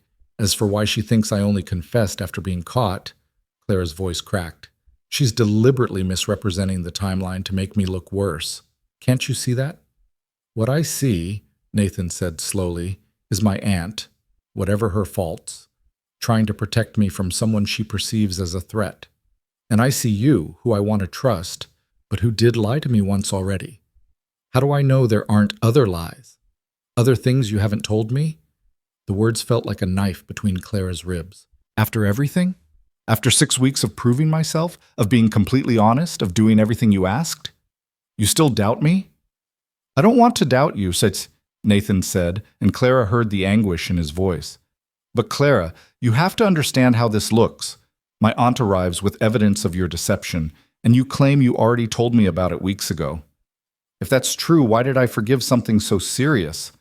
Why did I agree to marry you anyway? From the outside, it looks like either you're lying now, or I'm a fool who was manipulated. You're not a fool. You made a reasoned decision based on my honesty and my actions." Clara's hands clenched into fists. "And I am not lying, not now, not anymore. Everything I've done since that confession has been in service of earning back your trust. Doesn't that count for anything?" Nathan turned away from her, his shoulders bowed. "I don't know what to believe anymore." And Clara realized that this was what his aunt had intended all along. Not to prove Clara was lying, but to plant enough doubt that Nathan couldn't trust his own judgment, to make him question everything they'd built together. She'd lost. After confessing, after working so hard, after finally securing their future, she'd lost it all to a manipulative aunt and unfortunate timing. "What do you want me to do?" Clara asked quietly. "Tell me what I can do to prove I'm telling the truth." Nathan's silence was answer enough.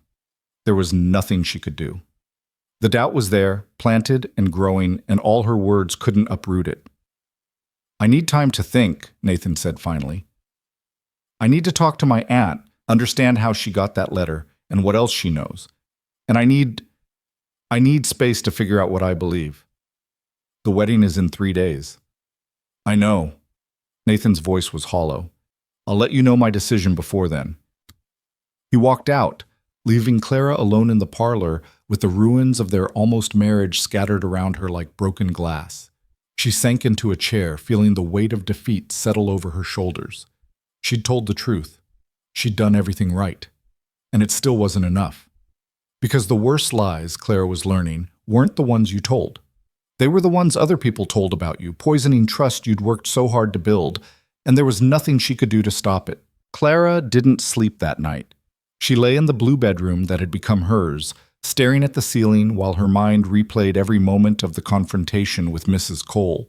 The older woman's triumphant expression, Nathan's wounded doubt, The careful way he'd withdrawn from Clara as though she were a stranger again. All the trust they'd built, all the progress they'd made, demolished in an afternoon by a woman who'd never even met her before today. The unfairness of it burned in Clara's chest like acid. When dawn finally came, pale and cold through the window, Clara rose and dressed with mechanical precision. She braided her hair, smoothed her skirt, and fastened Nathan's mother's necklace around her throat. If this was to be her last day at Clearwater Ranch, she would face it with whatever dignity she could muster. Downstairs, she found Mrs. Henley already in the kitchen, her kind face creased with worry. The housekeeper took one look at Clara and pulled her into a fierce embrace. "That woman," Mrs. Henley said vehemently, "is poison, always has been. Tried to convince Mr. Cole's father to give up ranching and move back east, told him he was wasting his life and his son's future out here. When that didn't work, she cut them off entirely, hasn't spoken to Nathan in 5 years, and now she shows up acting like she has his best interests at heart. It's about control, dear, always has been." Clara sank into a chair at the kitchen table. "It doesn't matter what her motives are. She's planted doubt, and I can't uproot it. Nathan doesn't know what to believe anymore." "Then you remind him." Mrs. Henley set a cup of coffee in front of Clara with more force than necessary. "You remind him of every honest conversation you've had, every time you've proven yourself, every reason he decided to trust you in the first place. You don't just give up." "I've tried. He needs time to think." "What he needs," Mrs. Henley said firmly, "is someone to remind him that his aunt is a manipulative harridan who's never wanted his happiness. But men can be stubborn about family, even family that doesn't deserve their loyalty." Clara wrapped her hands around the warm cup, drawing what comfort she could from it. "What if he decides she's right? What if he chooses to believe I'm still lying? Then he's a fool, and you're better off without him." Mrs. Henley's voice softened. "But I don't think he's a fool, dear. I think he's hurt and confused, and that wretched woman has twisted things to make him doubt his own judgment. Give him time. Not much, the wedding's in 3 days, but enough to work through it." Clara wanted to believe her, but the memory of Nathan's face last night, the careful blankness, the withdrawal, made hope feel like a luxury she couldn't afford. She was helping Mrs. Henley with breakfast preparations when she heard voices from the direction of Nathan's study. One was Nathan's deep rumble, the other Mrs. Cole's clipped Boston accent. Clara couldn't make out words, but the tone was heated. "They've been at it since dawn," Mrs. Henley muttered. "I heard them when I came down. That woman won't let it rest." Clara focused on slicing bread, trying not to think about what Nathan's aunt might be saying. More poison, undoubtedly. More reasons why Clara was unsuitable, untrustworthy, using him for security and status. The worst part was that some of it was true. Clara had been desperate for security when she'd answered Nathan's advertisement. She had lied to make herself seem more suitable. Those facts couldn't be denied, no matter how much her motives had changed since arriving. The study door opened and Clara heard footsteps in the hall. She braced herself, but it was Mrs. Cole who appeared in the kitchen doorway, her expression victorious. "Miss Whitmore, how domestic. Tell me, is this performance for my benefit, or have you actually been playing housewife all this time?" Clara set down the knife carefully. "I've been helping Mrs. Henley because that's what partners do. They contribute." "Partners?" Mrs. Cole's laugh was sharp. "Is that what you call someone who traps a man with lies? Nathan is finally seen sense. He's realized that a woman who would lie about something as fundamental as her age cannot be trusted with his home, his future, or his legacy. You don't know anything about me or what Nathan and I have built together. I know enough. I know you're a fortune hunter who saw an advertisement and crafted whatever story you thought would appeal to a lonely rancher. I know you're 19 years old pretending to be a mature woman of 25. I know you're utterly unsuitable for someone of Nathan's standing." Mrs. Henley made an indignant sound, but Clara held up a hand, her own anger finally cutting through the despair. "You're right. I did lie about my age. I was desperate and frightened, and I made a terrible choice. But I confessed that lie weeks ago, before any wedding was planned, because I couldn't live with the deception. Nathan gave me a second chance because he saw that I was willing to be honest when it mattered. We've spent weeks rebuilding trust, and we both decided the marriage was worth pursuing. That's the truth, whether you choose to believe it or not. How convenient that this confession only comes up after I've exposed you. I confessed 6 weeks ago. Clara's voice rose despite her efforts to stay calm. Ask Mrs. Henley. Ask any of the ranch hands. They all knew the wedding was postponed. They all knew we were taking time to rebuild trust. This isn't some story I invented yesterday. This is documented reality. Mrs. Cole's expression flickered with uncertainty for the first time. Mrs. Henley, is this true? The housekeeper crossed her arms. Every word. Miss Whitmore told Mr. Cole the truth about her age 6 weeks ago.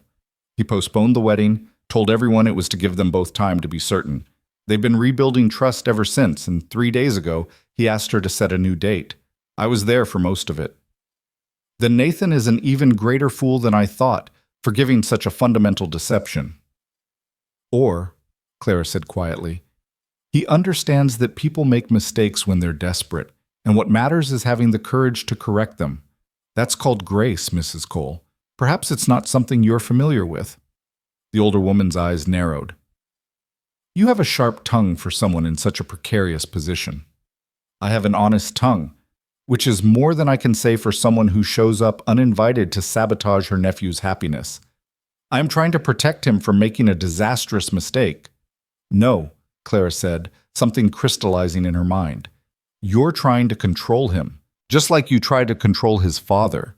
You can't stand that Nathan built a life out here that doesn't include you, doesn't need your approval or your Boston connections.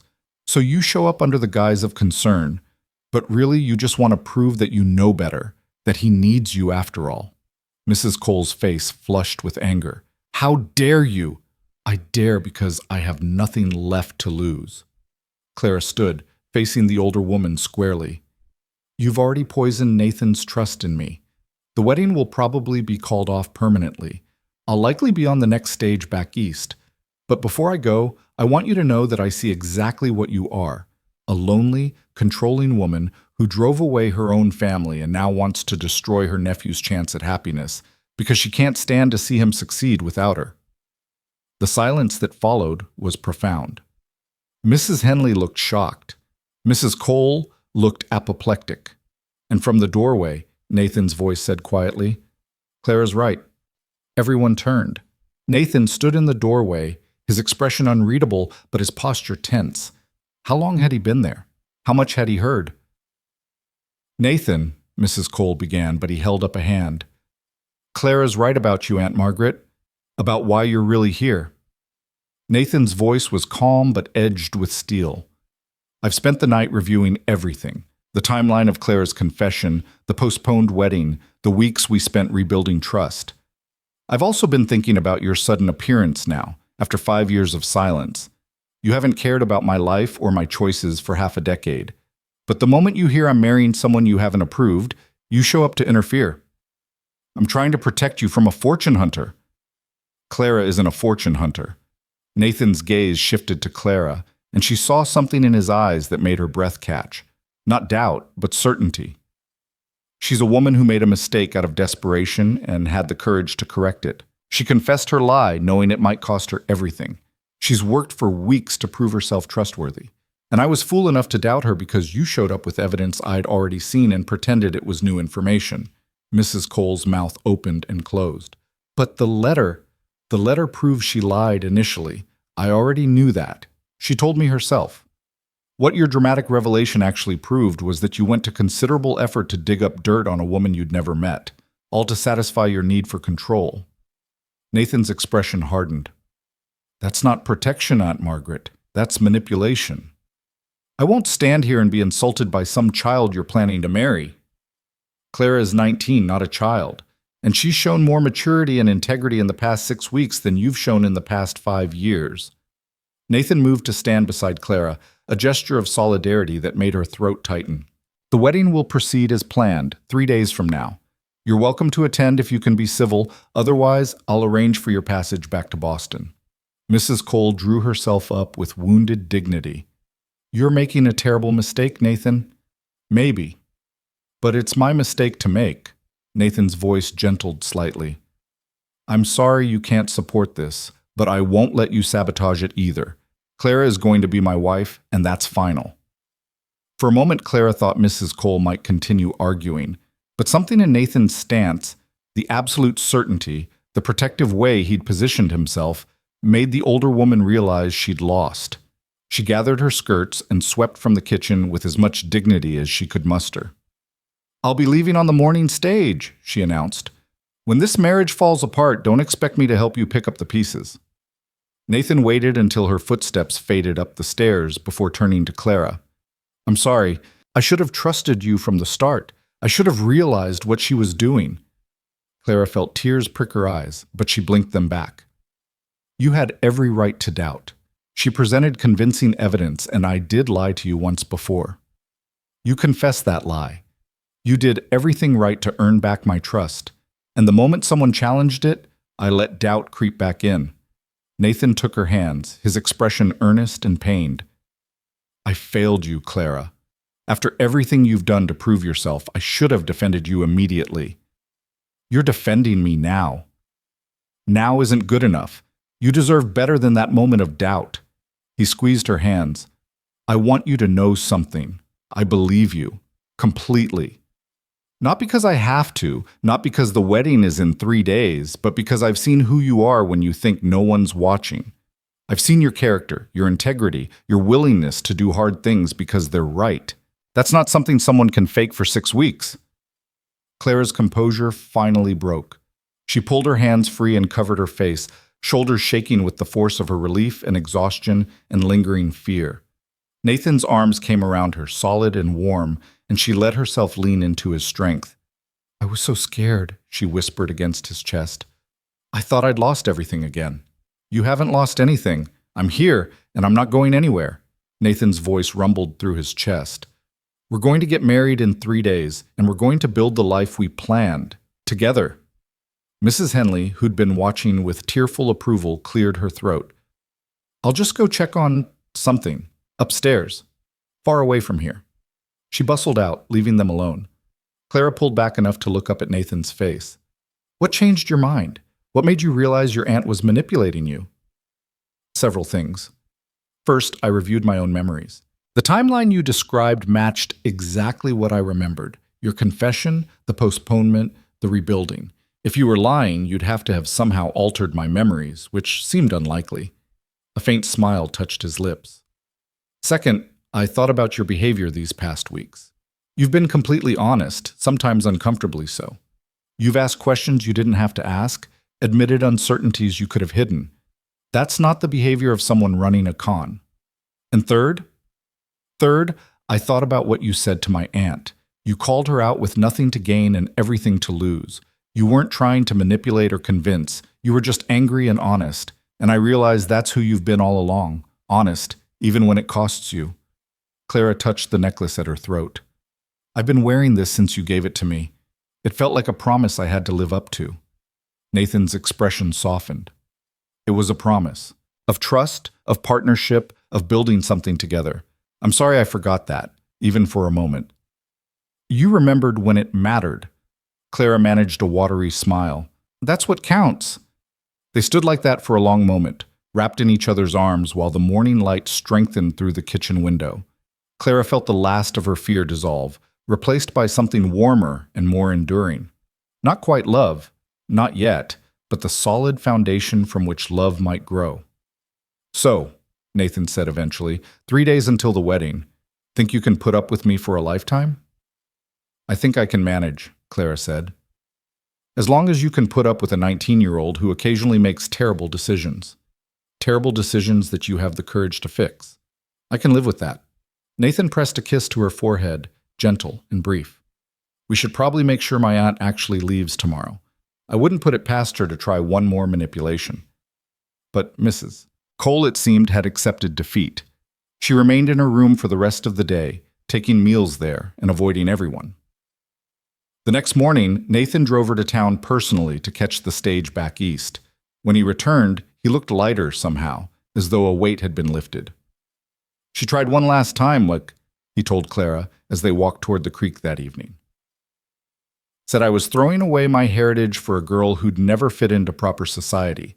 I told her my heritage was this ranch and the life I'm building here, and Clara fits into that perfectly." What did she say to that? Nothing. I think she finally understood that she has no power here. This is my life, my choice, my future. Nathan picked up a smooth stone and sent it skipping across the water. I also told her that if she wanted to be part of my life going forward, she needed to accept my decisions, including my wife. Do you think she will? Eventually, maybe. Aunt Margaret likes control, but she also hates being alone. Give her a few years and she might decide accepting you is better than having no family at all. He glanced at Clara. Would you be all right with that? If she tried to reconcile someday? Clara considered. I think so. As long as she understands that I'm your partner, not some interloper she can undermine, and as long as you remember whose side you're on. Always yours, Nathan said simply. That's what marriage means. We face the world together, united. Everything else comes second. The certainty in his voice filled Clara with warmth. This was what she'd been hoping for when she'd answered his advertisement. Not just security or stability, but partnership. Someone who would stand beside her when the world turned hostile, who would choose her even when it was difficult. She'd lied to get here, true, but she'd also confessed that lie and done the hard work of earning back trust. And now, 3 days before their wedding, Clara finally believed they were building something real, something that would last. The next 2 days passed in a flurry of preparation. Mrs. Henley threw herself into wedding planning with renewed enthusiasm, determined to make the ceremony perfect, despite the abbreviated timeline. Neighbors brought food and well wishes, and Clara found herself welcomed by the community with genuine warmth. The night before the wedding, Clara sat with Mrs. Henley in the parlor, hemming the simple cream-colored dress she would wear tomorrow. It wasn't elaborate, they hadn't had time for anything fancy, but it was pretty, with lace at the collar and cuffs that Mrs. Henley had added with her own skilled hands. You're nervous, Mrs. Henley observed, watching Clara's careful stitches. Is it that obvious? Only to someone who knows what to look for. The older woman smiled. It's natural to be nervous. Marriage is a big step, even when you're certain it's right. Clara set down her sewing. Do you think Nathan and I will be happy? Really happy. I mean, not just content or satisfied? Mrs. Henley was quiet for a moment, considering. I think you have something better than happiness. You have honesty. You've seen each other at your worst, him doubting you, you deceiving him, and you've chosen to move forward together anyway. That's stronger than happiness, which comes and goes. That's commitment. Nathan said something similar, about partnership being more important than romance. He's not wrong. Though I wouldn't discount romance entirely. Mrs. Henley's expression turned wistful. My Henry and I started much like you and Nathan. Practical arrangement, mutual respect, shared purpose. But over the years, that grew into something deeper. We learned each other's rhythms, understood each other's silences, built a life that was more than the sum of its parts. That's what I see possible for you two, if you're patient. How long did it take for you and Henry? For the deep love, years. But for contentment, for genuine partnership, that came much sooner. We were lucky, I suppose. We liked each other from the start, which isn't always the case in arranged marriages. Mrs. Henley reached over and patted Clara's hand. You and Nathan like each other. I've seen it in the way you talk, the way you work together, the way you defend each other. That's a good foundation. The rest will come in its own time. Clara hoped she was right. She'd come to care for Nathan over these weeks, his quiet strength, his unwavering principles, the gentle way he treated animals and people alike. It wasn't the passionate love of poetry or romance novels, but it was real and growing. Maybe that was enough. Maybe that was even better than the alternative. That night, lying in bed for the last time as Clara Whitmore, she thought about all the moments that had led her here, the desperation that had driven her to lie, the fear that had almost made her lose everything, the courage she'd found to confess the truth. She thought about Nathan's doubt and his ultimate faith, about Mrs. Cole's manipulation and Nathan's defense, about the partnership they were choosing to build together. Tomorrow, she would marry Nathan Cole. She would become Clara Cole, partner in a cattle ranch, mistress of a house she'd learned to love, member of a community that had cautiously accepted her. It was more than she'd dared hope for when she'd boarded that stagecoach in Philadelphia, more than she'd thought possible when she'd written those deceptive letters. But it was also exactly what she'd needed, though she hadn't known it then. Not just security or stability, but the chance to become someone better than the desperate girl who'd lied to survive. The chance to prove that mistakes could be overcome, that trust could be rebuilt, that honesty, even when it came late, was always the right choice. Clara touched the necklace at her throat one last time before removing it to sleep. Tomorrow, she would wear it as a married woman, as Nathan's wife, as someone who'd earned her place through confession and hard work, an unwavering commitment to doing better. The thought filled her with something that felt remarkably like peace. The wedding morning dawned clear and bright, autumn sun spilling golden across the prairie. Clara woke early and dressed with trembling hands, Mrs. Henley fussing over her like a mother hen. The cream dress fit perfectly, the lace collar soft against her throat. When Mrs. Henley fastened the necklace, Nathan's mother's necklace, now Clara's, around her neck, Clara felt the weight of it as both responsibility and belonging. "You look beautiful, dear," Mrs. Henley said, tears in her eyes. "Truly beautiful." The ceremony was held at the small church in town, attended by neighbors and ranch hands, and the few people in the territory who mattered to Nathan. Clara walked down the aisle without a father to give her away, but she didn't feel alone. Mrs. Henley sat in the front row, beaming. The ranch hands stood awkwardly in their best clothes, nodding approval. And at the altar, Nathan waited. He wore a suit Clara had never seen before, dark and formal, clearly saved for special occasions. His hair was neatly trimmed, his jaw freshly shaved, his eyes steady on hers as she approached. When she reached him, he took her hands and smiled, a genuine, warm smile that transformed his usually serious face. The minister, the same one who would have married them weeks ago, spoke about commitment and partnership, about building a life together through trials and triumphs. Clara heard the words but was more focused on Nathan's hands holding hers, the promise in his eyes, the solid reality of this moment she'd almost lost. When the minister asked Nathan for his vows, Nathan cleared his throat and spoke directly to Clara, ignoring the watching crowd. "Clara, I promise to trust you, even when it's hard, to stand beside you, even when others doubt, to build our life together with honesty and respect, to remember that we're partners in all things and that your strength is my strength, your struggles are mine to share. I choose you today and every day after, for as long as we both live." Clara's throat tightened with emotion. When it was her turn, she spoke the words she'd rehearsed, but also added something spontaneous. "Nathan, I promise to be worthy of your trust, to be honest even when it costs me, to work beside you in building something that outlasts us both, to remember that love isn't just measured in years but in moments, and to make every moment count. I choose you, knowing all my flaws and mistakes, grateful that you chose me too." The minister pronounced them husband and wife, and Nathan kissed her, brief and chaste, but warm with promise. Clara heard Mrs. Henley sniffle in the front row and saw the ranch hands grinning. As she and Nathan turned to face the congregation as Mr. and Mrs. Cole, Clara felt something shift in her chest. She'd come west as Clara Whitmore, a desperate girl fleeing a hopeless situation with a lie on her lips. She was leaving as Clara Cole, a woman who'd learned that truth, however painful, was always better than deception. And that forgiveness, when earned, was the greatest gift anyone could give. The celebration afterward was simple but joyful. Food and laughter at the ranch, neighbors offering congratulations and advice, the kind of community gathering that made Clara feel truly welcomed for the first time. As the sun set and guests began to leave, Nathan pulled Clara aside to the porch where they'd first talked all those weeks ago. "No regrets?" he asked quietly. Clara looked out over the ranch, the barn and corrals, the endless prairie stretching to the horizon, the home she'd almost lost and now got to keep.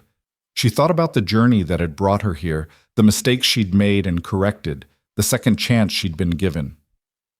"No regrets," she said firmly. "Only gratitude." Nathan pulled her close, and Clara leaned into his strength, feeling the steady beat of his heart against her cheek. They stood like that as twilight painted the sky in shades of purple and gold. Two people who'd chosen each other despite imperfect beginnings, who'd built trust from the ashes of deception, who were committed to facing whatever came next together. It wasn't the ending Clara had imagined when she'd written those lying letters. It was better, because it was real. The first weeks of marriage were an education in compromise and patience. Clara moved her few belongings from the blue bedroom into Nathan's room, their room now, and learned to navigate the intimacy of sharing space with another person. Nathan was considerate but reserved, giving her privacy when she needed it, respecting the boundaries of their still developing relationship. They were partners first, husband and wife second, and both seemed content to let the latter evolve naturally from the former. The ranch work continued as it always had, but Clara now threw herself into it with the full authority of her position. She took over the household accounts completely, organized the storage cellars for winter, worked with Mrs. Henley to preserve and prepare food for the cold months ahead. The hands quickly learned that Mrs. Cole had opinions about efficiency and waste, and that she wasn't shy about expressing them. "You're bossier than you used to be," one of the younger hands, Sam, observed one afternoon when Clara corrected his method of stacking firewood. "I'm the boss's wife now," Clara replied without apology. "That means I have a stake in everything running smoothly. Stack it properly, or restack it when it falls." Sam grinned and did as he was told. Later, Clara heard him telling another hand that Mrs. Cole was tough but fair, which she decided to take as a compliment. Nathan noticed the change too. One evening, as they reviewed the week's expenses together, he set down his pencil and studied her with an expression Clara couldn't quite read. "What?" she asked, suddenly self-conscious. "You've settled in completely, like you were born to this life instead of coming to it desperate and uncertain." Nathan's voice held approval and something else. Wonder, maybe. "You've become exactly what this ranch needed. What I needed." Clara felt warmth spread through her chest. "I had good motivation to prove myself." "You've done more than prove yourself. You've transformed things. The accounts have never been this organized. The household runs smoother than it did even with Mrs. Henley alone, and the hands actually respect your judgment. That's remarkable." "Is this your way of saying you're glad you married me?" Clara teased gently. "This is my way of saying I'm lucky you answered my advertisement, even if you did lie about your age." Nathan's rare smile appeared. 19 or 25, you're more capable than most people I've known at any age." The compliment meant more because Nathan wasn't given to empty flattery. When he praised, it was earned and genuine. Clara reached across the desk and squeezed his hand. "Thank you for taking a chance on me, for giving me a second chance when I didn't deserve it." "You deserved it." Nathan's expression grew serious. "Everyone deserves the opportunity to correct their mistakes. You just had the courage to actually do it." As autumn deepened into winter, Clara discovered new challenges and joys in ranch life.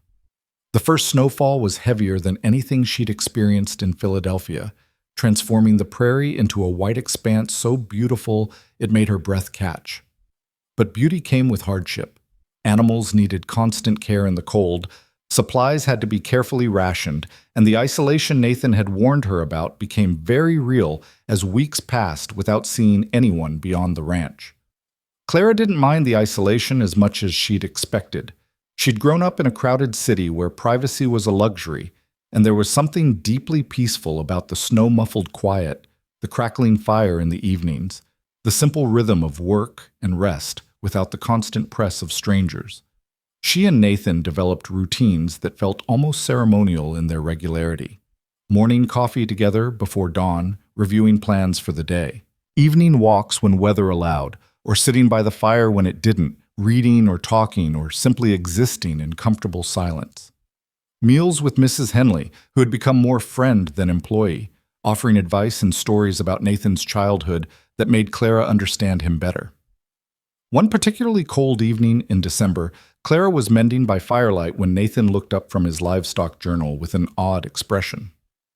"I've been thinking," he began. Clara set down her sewing. "That sounds dangerous." He smiled briefly. "About Christmas. It's in 2 weeks, and I realized I don't know what traditions you had. What would make the day feel right for you?" The question caught Clara off guard. She hadn't thought much about Christmas since her parents died. The boarding house hadn't celebrated beyond a meager meal, and Clara had been too focused on survival to mourn the loss of holiday joy. "We used to make a special dinner," she said slowly, memory surfacing. "Nothing fancy, but my mother would save up ingredients for weeks, and my father would read stories. Not religious ones particularly, just stories about winter and magic and hope. It was simple, but it felt warm, safe. Nathan nodded thoughtfully. We could do something similar. Mrs. Henley's already planning a feast, and I've got books. We could invite a few neighbors if you want company, or keep it just us if you'd prefer quiet. Just us sounds perfect. Clara hesitated, then added, This will be my first real Christmas in years. I'd like it to be about our family, small as it is. Our family. Nathan repeated the words as though testing them. I like the sound of that. Christmas came with fresh snow and clear skies. Mrs. Henley outdid herself with dinner: roasted chicken, fresh bread, preserved vegetables prepared a dozen different ways, and a dried apple pie that tasted like childhood. After the meal, Nathan pulled out a worn volume of Frontier Tales and read aloud by firelight, his deep voice making the stories come alive. Clara listened with her head resting against his shoulder, Mrs. Henley dozing in her chair nearby, and felt a contentment so profound it almost frightened her. This was what she'd been searching for without knowing it, not just security or stability, but belonging. The sense that she'd found her place in the world and could finally stop running. When Nathan finished reading, he set the book aside and pulled a small wrapped package from his vest pocket. I got you something. Clara hadn't expected gifts. Nathan, we agreed not to be extravagant. This isn't extravagant. He placed the package in her hands, watching her with an expression that was almost shy. Clara unwrapped it carefully to find a small leather-bound journal, the cover tooled with an intricate pattern of wildflowers. Inside, the pages were blank and waiting. For writing down whatever you want, Nathan explained. Household records, personal thoughts, stories. I've seen how you organize everything else. Figured you might like something just for yourself. Clara ran her fingers over the soft leather, touched beyond words. It was a practical gift, but also personal, showing that Nathan paid attention to who she was and what she might value. Thank you, she whispered. It's perfect. There's more. Nathan shifted, suddenly awkward. I mean, not a gift exactly, but something I wanted to tell you. I've been thinking about the future, about what we're building here, and I realize that I want you to know you're not just my wife in name. You're my partner in every sense. That means if something happens to me, the ranch is yours. I've already updated my will to reflect that. Clara stared at him. Nathan, I know it's morbid to talk about, but it's important. You should know that you're secure here, that this is your home regardless of what happens. I never want you to feel like you're one disaster away from losing everything again. The gift of security, Clara realized, was more valuable than any physical present could be. Nathan was telling her she belonged permanently and irrevocably in a way that legal documents made real. I don't know what to say. Say you'll keep organizing my accounts and telling the hands when they're doing things wrong. Nathan's smile was gentle. Say you'll keep being exactly who you are. Clara kissed him then, spontaneous and grateful, and felt him respond with a warmth that promised their partnership might indeed become something deeper given time. Winter eventually surrendered to spring, and with spring came new life and new challenges. The calving season kept everyone busy from dawn to dusk, and Clara learned to assist with difficult births, to care for orphaned calves, to make life or death decisions about animals too sick to save. It was hard work that left her exhausted and sometimes heartbroken, but it also taught her the resilience Nathan had spoken of months ago. The understanding that life on a ranch meant constant struggle against loss, and the only way forward was to keep working despite it. One morning, in late April, Clara woke feeling oddly unsettled. Her stomach churned, and the smell of Mrs. Henley's breakfast cooking made her rush outside to be sick. When it happened again the next day, and the day after that, Mrs. Henley gave her a knowing look. How long since your last monthly? The older woman asked gently. Clara had to think. With everything that had happened, the wedding, settling into marriage, the busy winter, she'd lost track. 6 weeks? Maybe 7? Mrs. Henley's smile was radiant. Oh, my dear, I think you might be carrying. The possibility hadn't even occurred to Clara. She and Nathan had been intimate but careful, or so she'd thought. The idea of a child, of being responsible for another life when she was still figuring out her own, was overwhelming. I might just be ill, Clara said weakly. Or you might be expecting. Either way, We should know for certain soon enough. Clara spent the next few days in a fog of speculation and anxiety. Should she tell Nathan her suspicions? Wait until she was certain? What if she was wrong? What if she was right? The thought of motherhood terrified her. She was only 19, barely managing her own life, and now she might be responsible for a child's entire future. She was sitting by the creek one evening, trying to sort through her tangled emotions, when Nathan found her. "You've been quiet lately," he observed, settling beside her on the bank. "And Mrs. Henley's been giving me significant looks. Should I be worried?" Clara took a breath. They'd promised honesty, always. "I might be pregnant. I'm not certain yet, but Mrs. Henley thinks it's likely." She watched Nathan's face carefully, trying to gauge his reaction. He was silent for a long moment, his expression cycling through surprise, consideration, and finally something that looked like cautious joy. "How do you feel about it?" he asked carefully. "If it's true?" "Terrified," Clara admitted. "I'm 19, Nathan. I barely know how to be a wife, let alone a mother. What if I'm terrible at it? What if I fail?" "You won't fail." Nathan's certainty was absolute. "Look at everything you've already mastered, keeping house, managing accounts, handling ranch emergencies. You learn what needs learning, and you do what needs doing. Motherhood will be the same." "You make it sound simple." "It won't be simple, but you're not alone in this. We'll figure it out together, same as we figured out everything else." Nathan reached for her hand. "And Clara, I meant what I said about wanting children, about building a legacy. If you're carrying our child, I'm happy about it. Scared, maybe, but happy." Clara leaned into him, drawing strength from his solid presence. "You really think we can do this?" "I think we can do anything if we face it together." Nathan kissed the top of her head. "That's what partnership means, remember? Shared struggles, shared triumphs. This is just the next chapter." The pregnancy was confirmed a few weeks later, and Clara had 7 months to adjust to the idea of becoming a mother. Nathan proved true to his word, supporting her through the morning sickness and fatigue, taking over tasks that became too difficult as her belly grew, treating the whole process with a mixture of awe and protectiveness that Clara found endearing.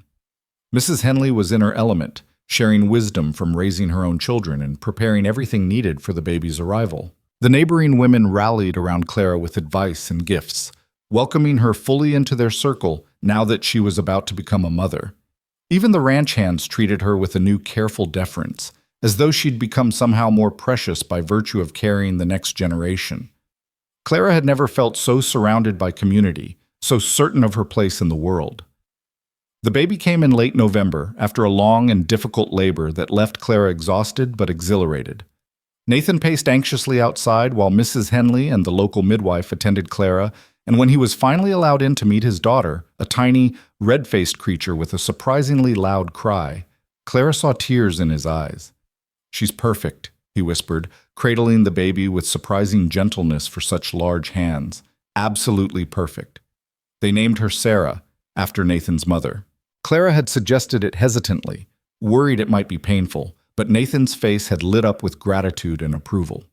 Sarah Elizabeth Cole, a name that honored the past while looking toward the future. The first months of motherhood were exactly as difficult as Clara had feared, and more rewarding than she'd imagined. Sarah was demanding and exhausting, crying at all hours and requiring constant care. But she was also fascinating. Every expression, every small achievement, every sign of personality emerging felt like a miracle. Clara found herself writing in the journal Nathan had given her, documenting Sarah's development and her own thoughts about motherhood, creating a record she could share with her daughter someday. Nathan proved to be a devoted father despite his initial awkwardness. Clara would find him in the nursery at odd hours, just watching Sarah sleep, or carrying her around the ranch while explaining cattle management to an infant too young to understand. He approached fatherhood with the same serious commitment he brought to everything else, reading books about child development and consulting. Mrs. Henley about proper care. One evening, when Sarah was about 3 months old, Clara woke to find Nathan's side of the bed empty. She heard soft voices from the nursery and went to investigate, finding Nathan walking the floor with a fussy Sarah, singing quietly to her. Clara had never heard Nathan sing before. His voice was surprisingly pleasant, and the tune was an old folk song about homecoming and belonging.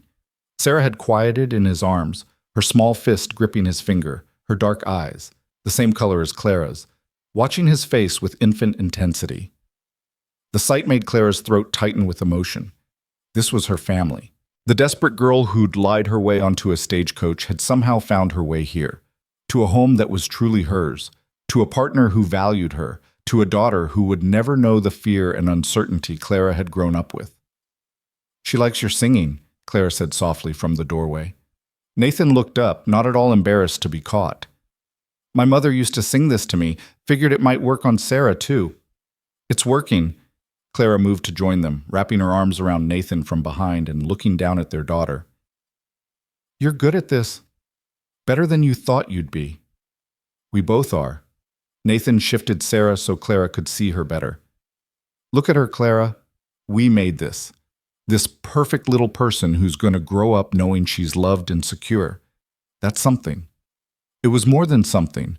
It was everything Clara had never had and was determined to give. Sarah would grow up with two parents who chose each other, who worked together, who built a life of honesty and partnership.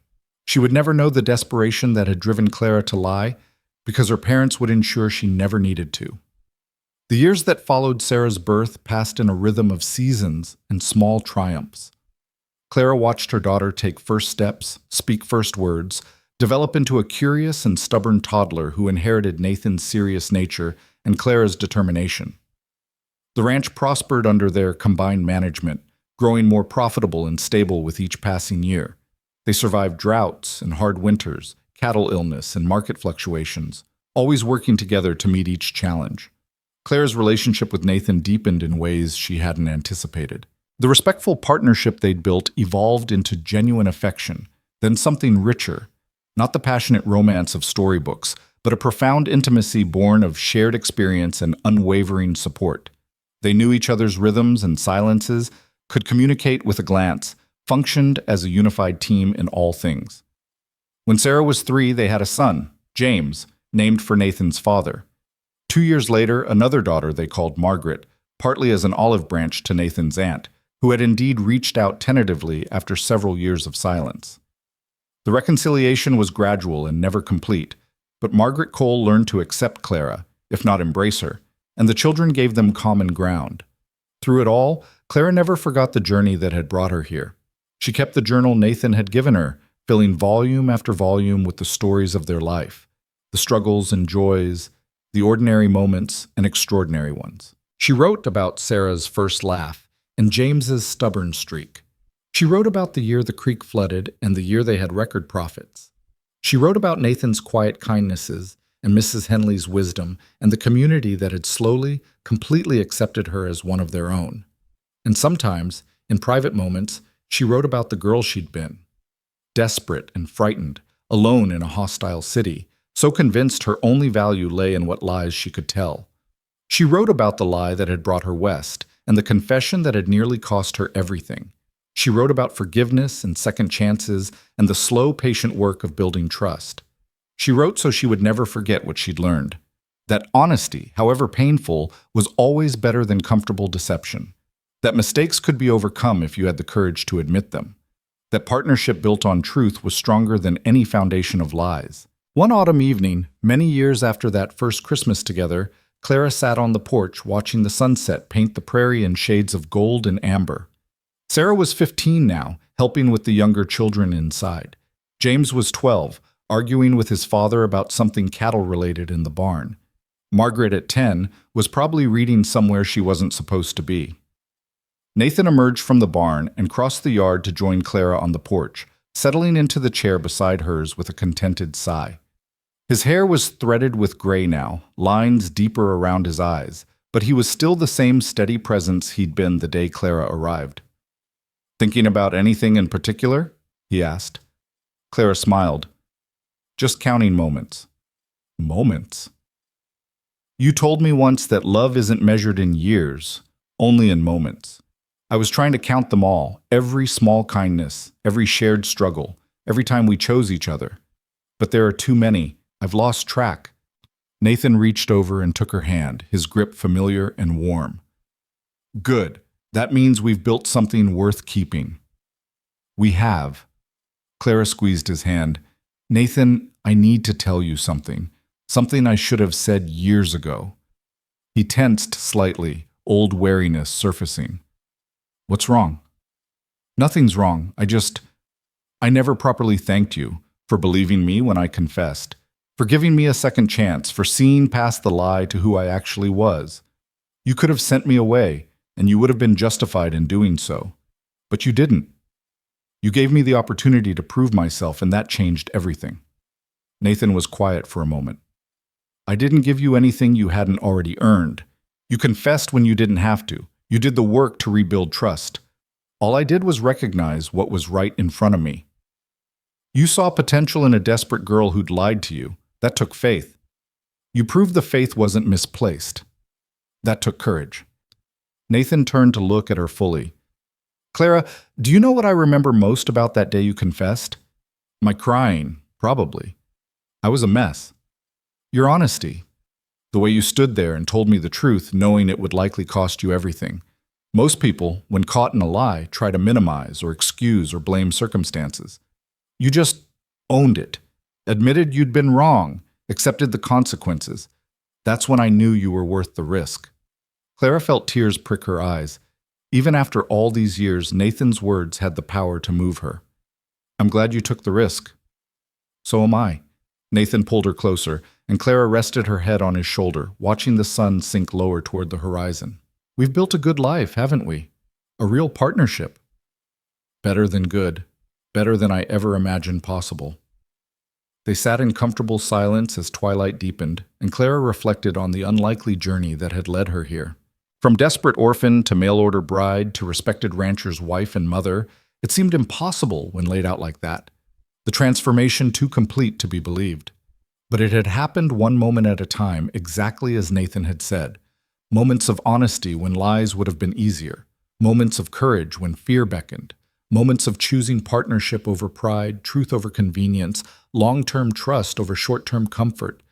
Those moments had accumulated into years, and those years into a lifetime. A lifetime Clara could look back on without shame, knowing she'd corrected her mistakes and built something honest and lasting. I love you, Clara said quietly. She'd said it before, many times over the years, but it felt important to say it again now. Not because you saved me or because you gave me security, but because of who you are. Because of the man who values honesty above comfort and partnership above everything.